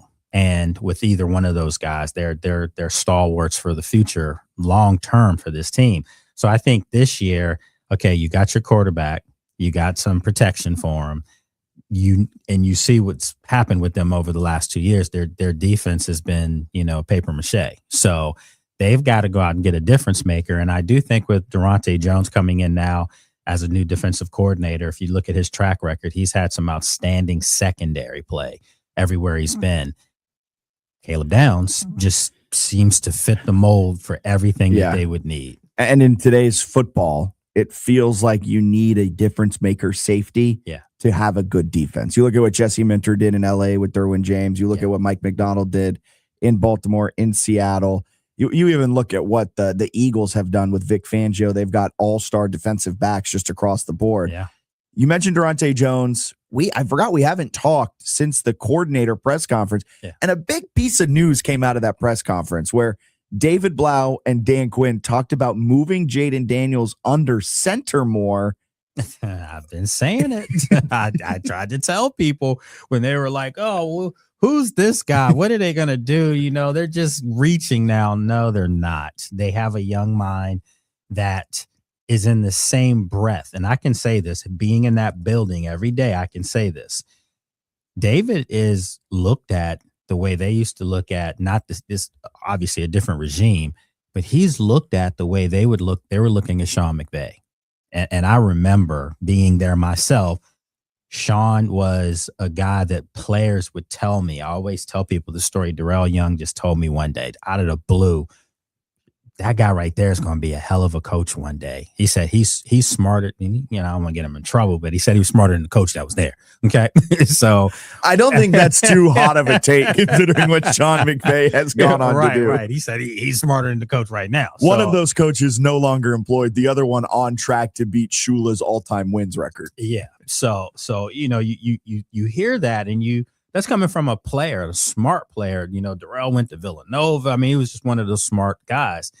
And you saw that. Well, I've had guys tell me, we just had Trent Scott on the show, 2 nights ago, and he's impressed, and off the record, he's like, they nailed it. So that's exciting times. And when you hear that he's going to put Jaden under center, which we've already known, and Jaden was practicing. Now, obviously, we couldn't say these things, but last year when they decided to shut him down but still allow him to practice, guess what he was practicing? So, yeah. Interesting. Some rumors were circulating around Commanders Twitter that I want to touch on, but first we got to get a break in here. Laramie Tunsil was with Brandon Ayuk, but he wasn't with Brandon Ayuk. Rumors were, it was a fantastic week for rumors over there on the social media sphere. We'll break that down coming up next on Fitz the Bill. The Atlantic 10 Women's Basketball Championship returns to the Henrico Sports and Event Center March 4th through the 8th. Get your tickets at Atlantic10.com/tickets to be part of the action. That's Atlantic10.com/tickets, and we'll see you on the court. If you're looking for authentic Indian dishes that brings out the rich flavors and culture of India right here in RVA, here are some great suggestions. Stop by Carytown Indian Cuisine, Badra Indian Bistro in Northside, or Jeanette Indian Cuisine in the West End. Recently voted best buttered chicken dish. And if you just want to catch a game and sample some great bar food, meet your friends at the new West Cary Sports Bar at the corner of Robinson and Cary Street in the Fan. Bring your appetite to any of these RVA restaurants today. Finding great candidates to hire can be like, well, trying to find a needle in a haystack. Sure, you can post your job to some job board, but then all you can do is hope the right person comes along. Which is why you should try ZipRecruiter for free at ZipRecruiter.com/free. ZipRecruiter doesn't depend on candidates finding you. It finds them for you. Its powerful technology identifies people with the right experience and actively invites them to apply to your job. You get qualified candidates fast. So while other companies might deliver a lot of hay, ZipRecruiter finds you what you're looking for. the needle in the haystack. See why 4 out of 5 employers who post a job on ZipRecruiter get a quality candidate within the first day. ZipRecruiter, the smartest way to hire. And right now, you can try ZipRecruiter for free. That's right, free at ZipRecruiter.com/free. That's ZipRecruiter.com/free. ZipRecruiter.com/free. ZipRecruiter. Okay, we are running a car drive right now to help veterans all across America. So if you have an old car, truck, or van, even a motorcycle or an RV sitting around, you can right now give it away and help the vets. They really need your help. And your car will help support the vets and their families. And guess what? You even get a tax donation. Plus, we'll even come and pick up your car for free. And all you've got to do is pick up your phone right now and make a free call. Now is the perfect time to do something good for the vets. Give back to the vets right now for all they've done for this country. And your old car can really help them. So call the Veterans Car Donation Program right now for free pickup of your vehicle. Help the vets and help your taxes at the same time. Call right now. 800-598-0539. 800-598-0539. 800-598-0539. That's 800-598-0539. Bring your visions to life with smart business buying tools and technology from Amazon Business. From fast, free shipping to in-depth buying insights and automated purchase approvals, we deliver everything you need to achieve your goals. Go to AmazonBusiness.com for support. Even if you've given up on your New Year's resolutions, one health habit that's easy to keep is Active Liver from New Nordic. Active Liver protects your liver so you can enjoy life to the fullest. Online at Amazon, in stores at CVS, Walgreens, and now GNC. This message comes from Viking, committed to exploring the world in comfort. Journey through the heart of Europe on an elegant Viking longship with thoughtful service, destination-focused dining, and cultural enrichment on board and on shore. With small ships that bring travelers closer to the destination, there's more time to explore. And every Viking voyage is all-inclusive, with no children and no casinos. Discover more at Viking.com. We don't wait to react. We lead the conversation. And what it means next. The Sports Huddle with Bob and Mac, weekdays 4 to 6. Even though what we do is wrong.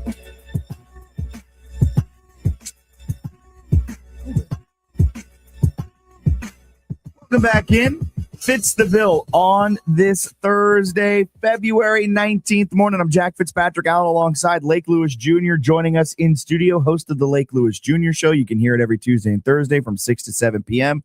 right here on ESPN Richmond. I teased it going into the break. There's a little rumor circulating around the old Commanders Twitter sphere. Laramie Tunsil was with Ayuk, and other things came. Apparently, look, not to sound weird, but I was examining this man's calves, and they were not the calves of an NFL wide receiver. But it does beg the question, because Ayuk was kind of linked to the Commanders last year when that whole 49ers saga began. Yeah. Debo is an unrestricted free agent, but he came over it was kind of interesting that trade happened. Mm-hmm. 49ers trade wide receiver to Washington. Everyone's like, oh, they got Ayuk. And then you open up the media article and you go, oh, they got Debo.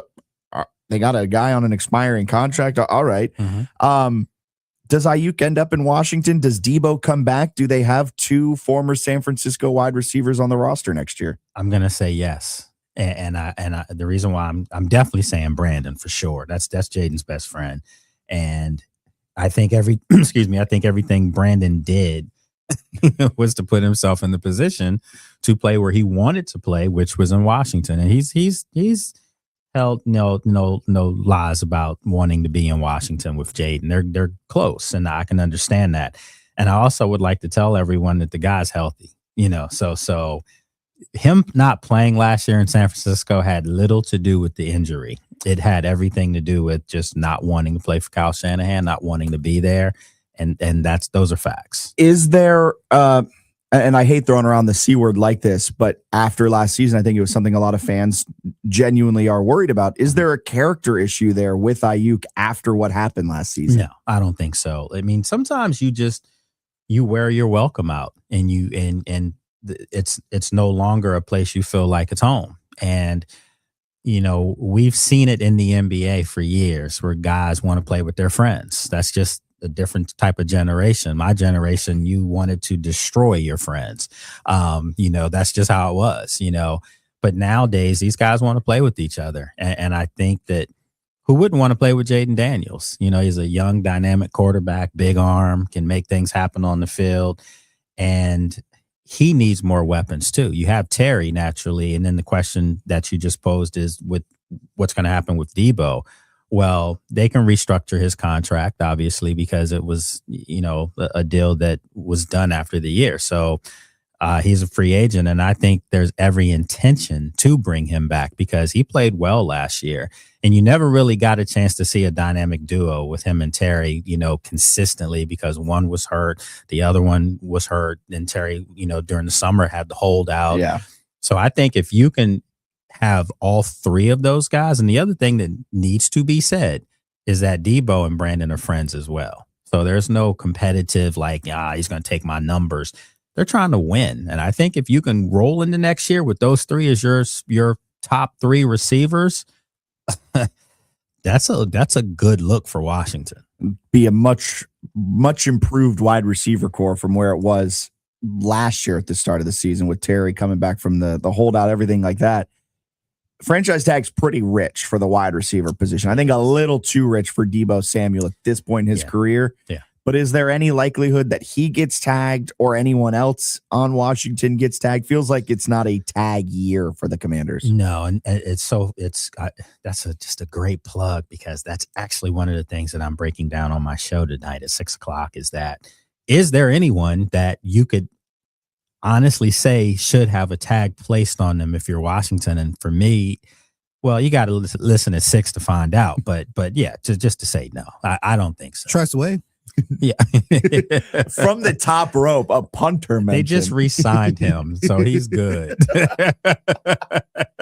That's like when the Seahawks, not to bring it back to the Seattle Seahawks, but when John Schneider used a tag on Alindo Mare. Hey, look, the Niners tagged Robbie Gold, I think, one time. So that was extreme sarcasm pointed at Peters. Trust me, I understand. I mean, there's really no one. I mean, you look at a guy like Laramie Tunsil, who they traded for last year, and they're going to have to re-up him at some point.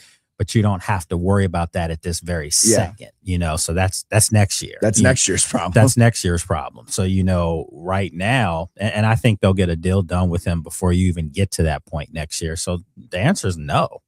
A lot of cap space for Washington this offseason, too, which feels like we're hitting copy and paste on the storylines from last offseason. But they've got a lot of money to try and make this team a little younger, especially on the defensive side. Well, and I think, for everyone out there that was throwing Adam under the bus saying that he doesn't want to spend any money, no, he didn't. And the reason for that was because they thought that they had the team in place, and with the moves to bring in Debo and Laramie, I think, well, not that I think, I know this for a fact, that they felt like they had enough to run it back and get to the NFC Championship game and win it that year, and they didn't. They had injuries, and you saw how older they looked when they had those injuries. So now, yeah, I think he's going to have to open up the checkbook, and I think he will. And I think it's going to be for younger players that they're signing, not just the 1-year deals, that they've done with some of their, or 2-year deals. They're gonna open it up, and I think that there'll be, 2 to 3 players that I think they add to the roster that are going to be big additions, that are going to be long-term projections as well. The interesting thing about the Peters approach last offseason, where if they had just stayed healthy, the way that things broke, and I'm not trying to take anything away from a Seahawks Super Bowl, but they're not on the AFC side either. The NFC was much more difficult to get through than the AFC side. But if they were able to stay healthy, if they had the same success as they had in 2024, I mean, this was a winnable year for them, but it really was. The injuries really just derailed it all. And it was on display, their age and their lack of depth this last year, which I think are two things that Peters is going to have to try and figure out how to kind of iron over. Yeah, but you know what? And your team just proved it 2 weeks ago.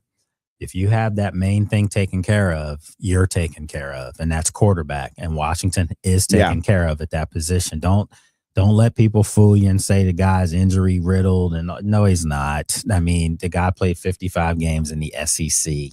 That tells me everything you need to know as far as someone's toughness.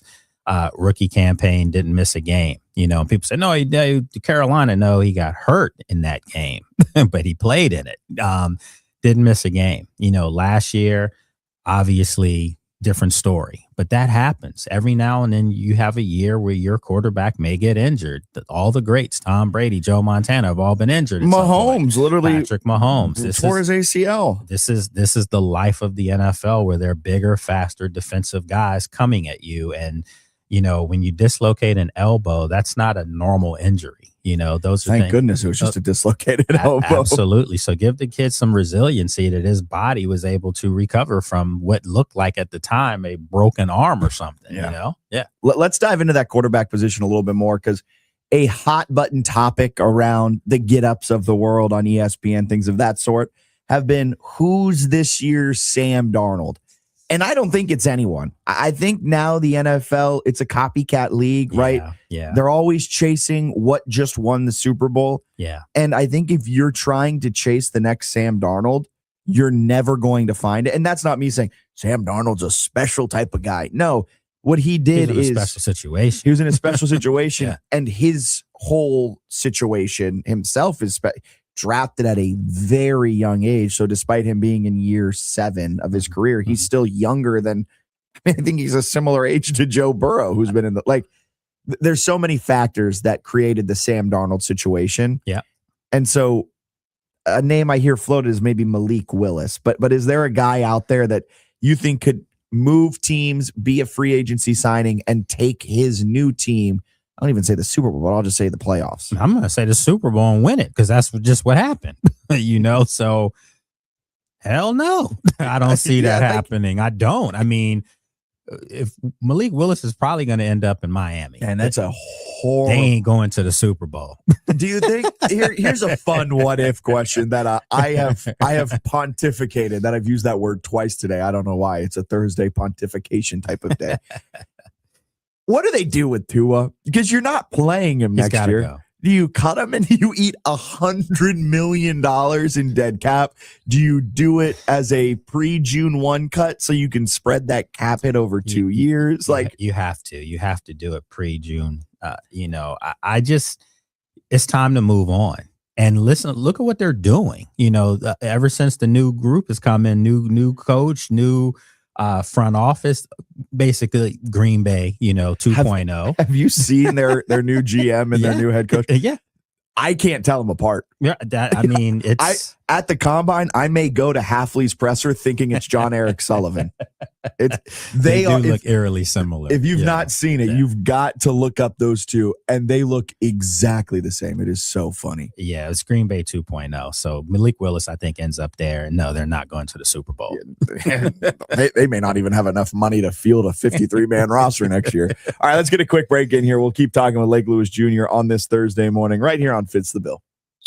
Get ready for a slam dunk experience as the Atlantic 10 Women's Basketball Championship returns to the Henrico Sports and Event Center March 4th through the 8th. Witness the intensity and feel the excitement as 14 teams battle for the title and a shot in the NCAA Women's Basketball Tournament. Join us for 5 days of nonstop action and unforgettable moments. Get your tickets now at Atlantic10.com/tickets and be part of the championship experience as March Madness comes to Henrico. We'll see you on the court. I'm in my late 60s. My husband died a few years ago. He did all of our taxes. I sold a piece of property last year, and I forgot to claim the proceeds of the sale. Next thing I know, I got a letter from the IRS telling me that I owe over $50,000. Now I have a huge tax problem. I don't have that kind of money. I wish I knew who to call.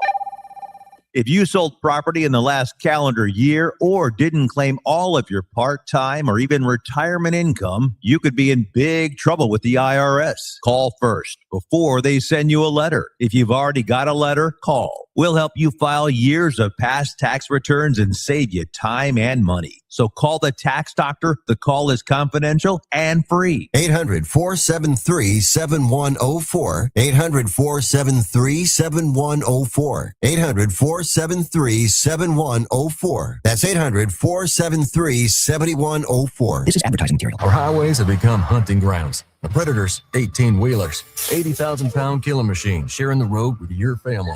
Semi-truck doesn't need to be speeding to destroy your life. At just 30 miles per hour, a fully loaded big rig can crush a car like a soda can. Your airbags, your seatbelts, they weren't built for that. Alexander Chenard Trial Attorneys knows trucking companies cut corners on maintenance, push drivers past legal limits, and hire underqualified operators. You shouldn't pay the price. If you've been injured in a trucking accident, call Alexander Chenard Trial Attorneys. You're not just fighting a driver, you're fighting billion-dollar corporations, an army of lawyers. Alexander Chenard Trial Attorneys have thrived over the years by taking on the trucking industry. They fight harder, they win bigger. Alexander Chenard Trial Attorneys is on your side. One call is all it takes. No cost, no risk. And they don't get paid until you do. Call 877-222-6666 or visit alexwins.law. They fight for you. Past results do not guarantee future outcomes. Every case is different. Philip George, licensed attorney in Virginia, is responsible for legal work. Office located at 500 East Main Street, Suite 1600-113, Norfolk, Virginia 23510. This is advertising material. WorkZone is the one-stop shop for the hardworking man and woman. When it comes to the biggest selection, WorkZone has it. Over 15 brands of boots and all toe types, even boots for the ladies. WorkZone has jackets in stock for all seasons, from cold weather to lightweight. See why WorkZone will be your first and only stop for the best brands and comfort and workwear. And a gift card from WorkZone is always the perfect gift. Visit WorkZone on Temple Avenue, next to the Ford dealership, WorkZoneVA.com, and check them out on Instagram and Facebook. What I know about courage, I learned from my adoptive mom.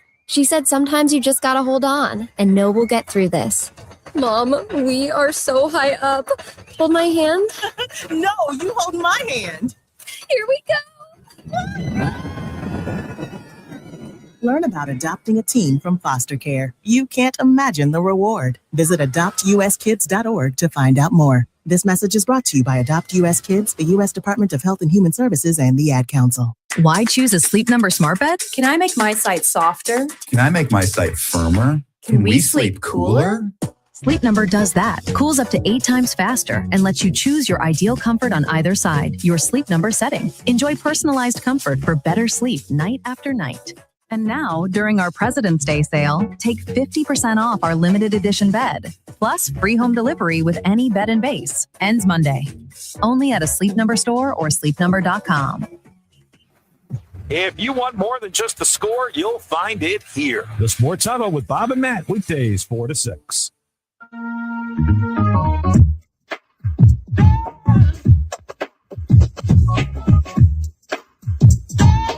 Welcome back in Fitz the Bill on this Thursday morning. I'm Jack Fitzpatrick. Allen alongside Lake Lewis Jr. in studio with us.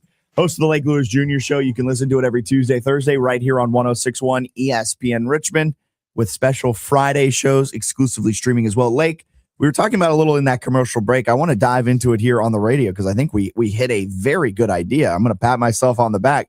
We were talking about who's the next Sam Darnold, right? Nobody. Right. Malik Willis, he's going to end up in Miami, probably Miami, and it's going to be an abject failure for a year or two. Hopefully Malik Willis can withstand that and come out on the other side. A guy, though, that we may see become available in a trade, become available in just straight up open market is Anthony Richardson. Mm-hmm. He broke his orbital bone last preseason as he was in the middle of and I don't mean to laugh because it was a shockingly scary injury where he went blind in one of his eyes for an extended period of time.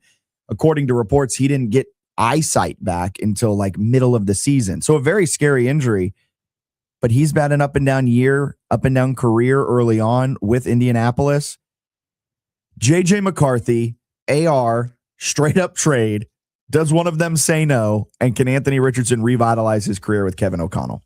I don't even think he would have to trade for him because I think Indy's going to move on from Anthony. I think they're going to release him. And, I kind of said this before. I kind of think that the eye injury and pushing that out so much, it's, I hate to say it, this is what we have to do in this business. And you may not win some people over, and I'm probably going to have to face them next week in Indy. But I think that's I don't want to say a smear campaign, but I think they're pushing that out to devalue him a little bit so they can release him and it wouldn't look bad. It's also something that I've learned on this job and even in past jobs. Mm-hmm. You always have to be aware of who's pushing out a story. Mm-hmm. Adam Schefter does a fantastic job. He's very connected to agents, though. And so his are always going to be slanted to favor the agents because that's who's supplying him the information. Then you got to step back and you got to think, now, why would an agent want this news out? And you got to kind of think of it through that lens. Mm-hmm. A lot of the stuff coming out with Anthony Richardson last year was coming from the Colts. why would they want the rest of the league to know that he was blind for 9 weeks? Like, what's going on there? And just putting on the critical thinking hat. Yeah, it could be that's exactly to push him down. What that is. It's because, again, what was it, 3-4 years ago, you took him, with one of your, he was one of the top picks in the draft, and it hasn't worked out at all. No. And for you, and showed flash, but and now your quarterback that you are hoping will be able to come back this year is injured. Yeah. So in Daniel Jones. So now if you're the Colts, you don't want this to look like a Sam Darnold situation, because Minnesota doesn't look too good. Picking McCarthy over basically Sam Darnold. Yeah. Sam Darnold goes and wins a Super Bowl. You don't want to look like that if you're another franchise. So again, I think, I'm not saying that the Colts, have sat down their brain trust and said, we're going to make this kid look bad. But I think it's some stuff that gets put out there because, again, you don't want to look bad if he moves on and goes somewhere and tears it up. And if he finds his way into Minnesota, Anthony Richardson showed flashes. He's just severely unexperienced. He has hardly played any games. He barely played any games he needs at to be Florida. Coached. He needs to be coached. He needs to get a little maturity. You can't check yourself out of a football game and then say you checked yourself out of a football game. Yeah. We're not all Darren Peterson at Kansas. We all can't play 18 minutes and still be the number one prospect. Right. But like, if he can just put a couple of things together, he's got the raw talent. Like, he's got high end speed. He's got a bazooka for an arm. And he's a good kid. Yeah, that's the other thing. He's a really. I remember talking with Anthony, and he's a really nice young man. He really is.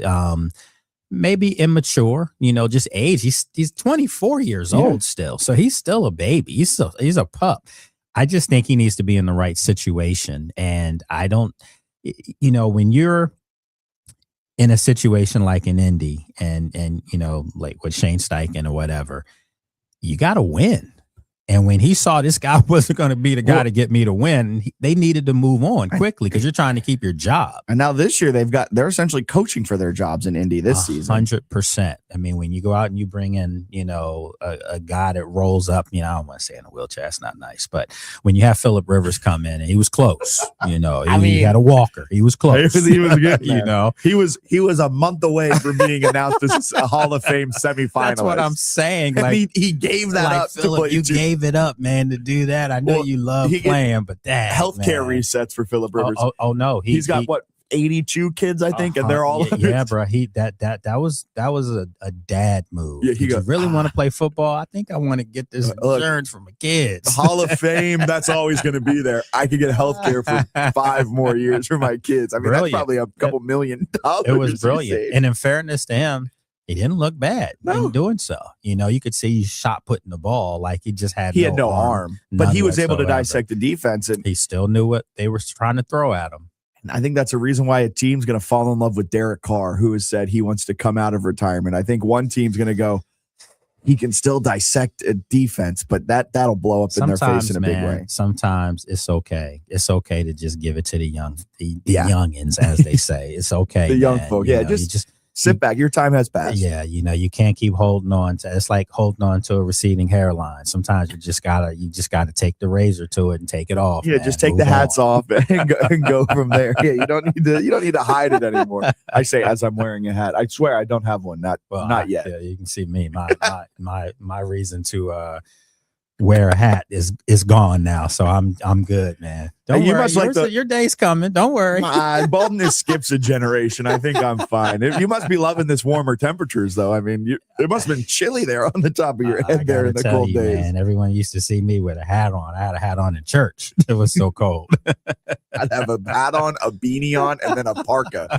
all on my head. I've got the hair to keep me warm up there. Just let me tell you, and I do want to forewarn you. It's cold. Indy is tricky. Last year, look at my maps and and my weather guy. You just sound like an old man on that when you pulled out your map. You're over here with what I mean. Come on, Christopher Columbus sailed. Let's say topography. So no, it said it was going to be 70 degrees for the first 2-3 days. When we got there, pulled up, and instantly they said something happened. It changed the weather. It was in the 30s and snowing. and it was frigid. I had to go buy a coat at the mall there. Like literally, I had like a nice little light jacket. It was brutally cold. So I'm just letting you know, Indy's tricky. It snowed several times with me at the combine. And we'll just have layers. We'll go the layer approach. A couple quarter zips I'll pack, a couple of short sleeve polos. We'll be able to adjust. We'll be like chameleons with the. Did you get a hotel near the stadium? Yeah. So we're good. So smart man. There you go. Yeah, we're I'm right there at the stadium. We're good. We are good to go. Should be fun. We'll be doing this live from Indianapolis now. Absolutely. Looking forward to it. Not to show off my lack of geography knowledge here, but I did actually think that Indianapolis was in another time zone, and I was shocked. Everyone thinks that. I was shocked that it was an Eastern time zone city. Everyone thinks that because you're going past Ohio to get there, and Ohio's in a different time zone. Yeah. So I've never understood the theory behind that either. All I know is it's going to really throw me off because the sun's going to set at a vastly different time than it does here. Yeah, but you're gonna have fun. I'm gonna make sure that you have fun. Hey, we're gonna have fun up there. We're gonna maybe what is it? St. Elmo's, that steakhouse. Maybe we'll rub some elbows with some front office execs there.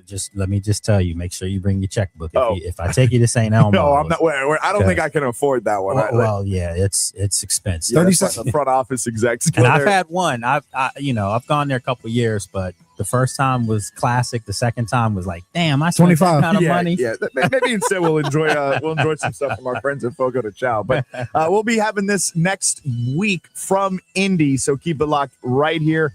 We'll be taking Fitz the Bill on the road to the NFL Combine Wednesday through Friday next week. And, of course, keep it locked right here because we are where Richmond talks sports. Lake, his show tonight at 6, the new Sports Huddle at 4. Your home for Richmond Spiders athletics all year.